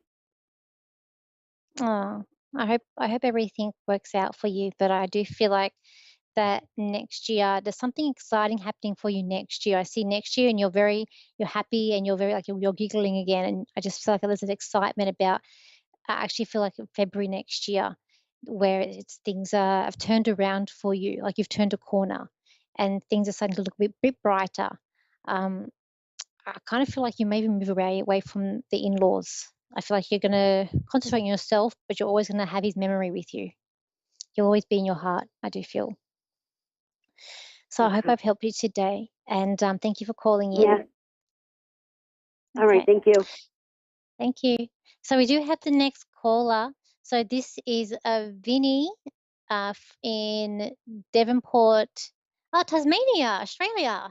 Hi, Vinny. How are you? Yes. Good. How are you? I'm good. How can I help you today? I would love to know about my job at the moment. After we separate over a year, over 1.5 years, but I'm still anxious and everything. But now I'm with myself and healing, and I start to do modeling and also accounting.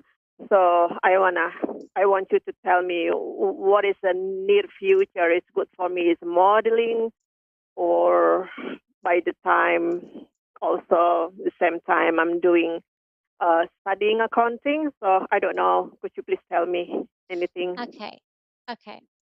There is something about June, taking the next step in June. I feel like there's a level up in your career or the next step, but I feel like this is more the accounting side than the modeling work. I kind of feel like the modeling work might be slowing down a little bit for you. Are you modeling clothes? Is that what you do? Like you model like clothing or hats? I'm fashion and beauty modeling. Yeah, in the camera, something like that. But not model. Catwalk modeling. No. No. Only So just with for the modeling, like, are Yeah. you wearing clothes? So are you like having pictures taken of you wearing clothes? Like what I'm seeing is you're wearing like the like coats, like jeans, coats, the hats, like something people would wear. Yeah. Um, I'm not really confident with the bikini and stuff like that. No, not me at the moment. with the Yeah. what? With the what? I'm the bikini model and something like that. I'm Oh yeah, not no. So confident this with is my body. this is more clothes. Like this is more like you're rugged up. Like if and being in Tasmania, it does get cold down there. I know that. I haven't been there, but I know it does get cold down there. It's different for where I am in Sydney. But I'm It's summer at the moment, yeah, and I'm thinking Mm. to because Tasmania is not much thing for fashion and beauty, so which is I gonna be traveling. I'm thinking to go to Sydney more or Melbourne more, which is a big city for the modeling. Look, with the modeling, you'd have to. I do feel like that in Tasmania, you're not going to get the word of mouth and you're not going to get the exposure that you want. I feel like the step up in June was to do with the accounting work more than the modeling. As I said, the modeling I feel like is going to slow down where you are. You're going to have to pick. It's like, do you like the serenity in Tasmania? Because I feel like you're liking the serenity or the quietness. There's something about the the beauty of Tasmania that you're liking. So you're gonna No, have to. really, I have to stay in Tasmania because of children. But I'm thinking I would love to move to Sydney or Melbourne because I was born in a big city and I miss living in a big city. So if I leave Tasmania, which is I will lose custody of the children. That's why I have to stay in here. But Yeah. my heart and feeling, I don't like it. But I also feel like it's something to do with the beauty of Tasmania as well. Though I feel like there's something about there's something about the scenery or the beauty of Tasmania that I keep on getting that you like there as well. But I feel like look, I'm going to say within 5 years, it could be 5 months, or I'm going to say 5 years, but it could be 5 months.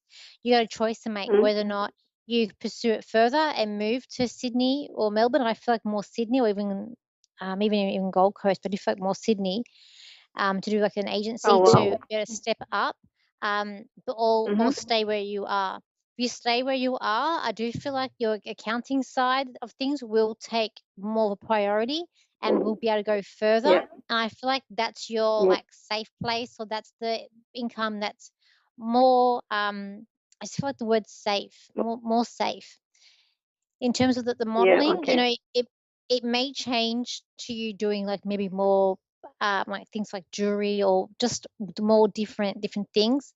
But I feel like you're going to make a decision. I kind of feel like I'm going more towards the accounting than I am the modeling, because I just feel like it's not going to be there.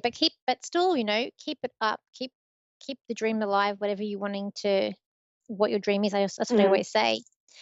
There is a new, but I also feel like there is a new contract coming here with the modeling. So I feel like there could be a new advertising agency or new contract coming in with the modeling, and that could be it could be maybe towards September. This is an agency that is going to reach more people, or they have more clients, because I feel like where you are now, that's not. It's very like it's small, and you need to get more what's the word, more exposure, and you are doing things your own way. But once you take a leap, once you start moving forward with things, it's like you can't go back. But I have a feeling that your accounting work's going to go faster and start picking up faster more than the modeling will. Okay. But you're going to be like you're going to be lured. Yeah. I do see you Yeah. move to Sydney. I do see you moving to Sydney, but again, I get the 5, so it'd be 5 months or 5 years. I feel like your children would love to come to Sydney. I feel like that they would. Sydney's like an adventure for them. I feel like it would be. But once you make, I feel like that might be the move that you make. That once you make it, you can't go back. It's like you'll be in the spotlight as well. Okay. Yeah. Anything more that she needs to know about her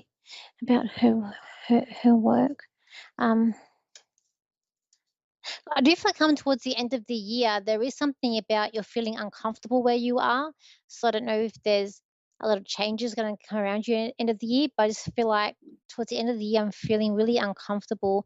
I'm craving change, and I am craving more for my life. Okay. The priorities is also changing as well. So your children, are they quite young children? Are we looking at like children like young, like going to school but young? 6 and 4 and 15. My kids are. Okay. Yeah. I feel like the 6-year-old is he at that age or that height where the school bag's kind of like bigger than he is? You know, when little kids they go to school with the big bags and the bags sometimes look bigger than them. Yeah, sort of. Yeah. It's like I see him. I feel like he's a very smart little boy, and he wants the best for you. But I feel like with him, he's very bright, and I feel like there's going to come a time where he's going to want more. He may need to change schools, and a school that's going to give him and help him explore more opportunities around him too, with his education. All right. I hope I've helped. Any more questions? If you don't mind asking if there is any love around or anything, because I'm really single and not dating anyone.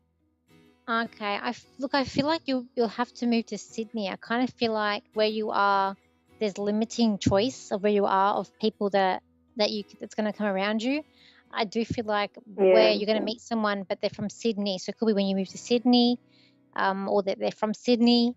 I just see the Harbour Bridge, so I do feel like it's Sydney. But okay. I feel like once you make that jump and that move, things will change. But I feel like where you are now, it's very like small. That around you might be like a small town. Yeah. All right. Thank you.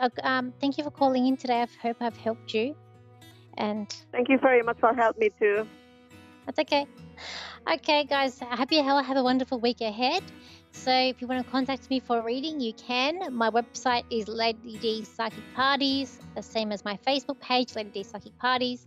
I also have my YouTube, which is Lady D or Danielle Psychic, and my Instagram, TikTok, Lady DS Psychic.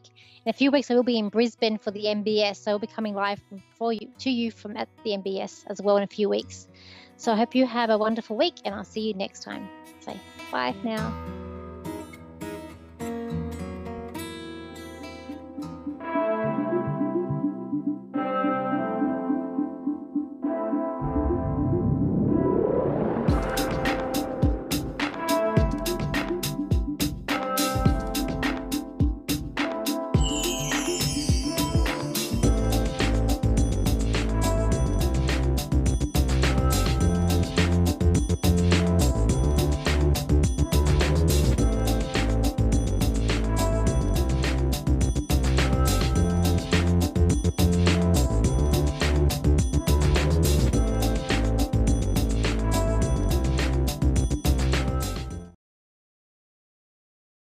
Hi, I'm Stephanie, and thanks for watching Moonstruck. And now back to A1R on the air. Psychic Talk Radio now on Moonstruck TV. Enlightening television.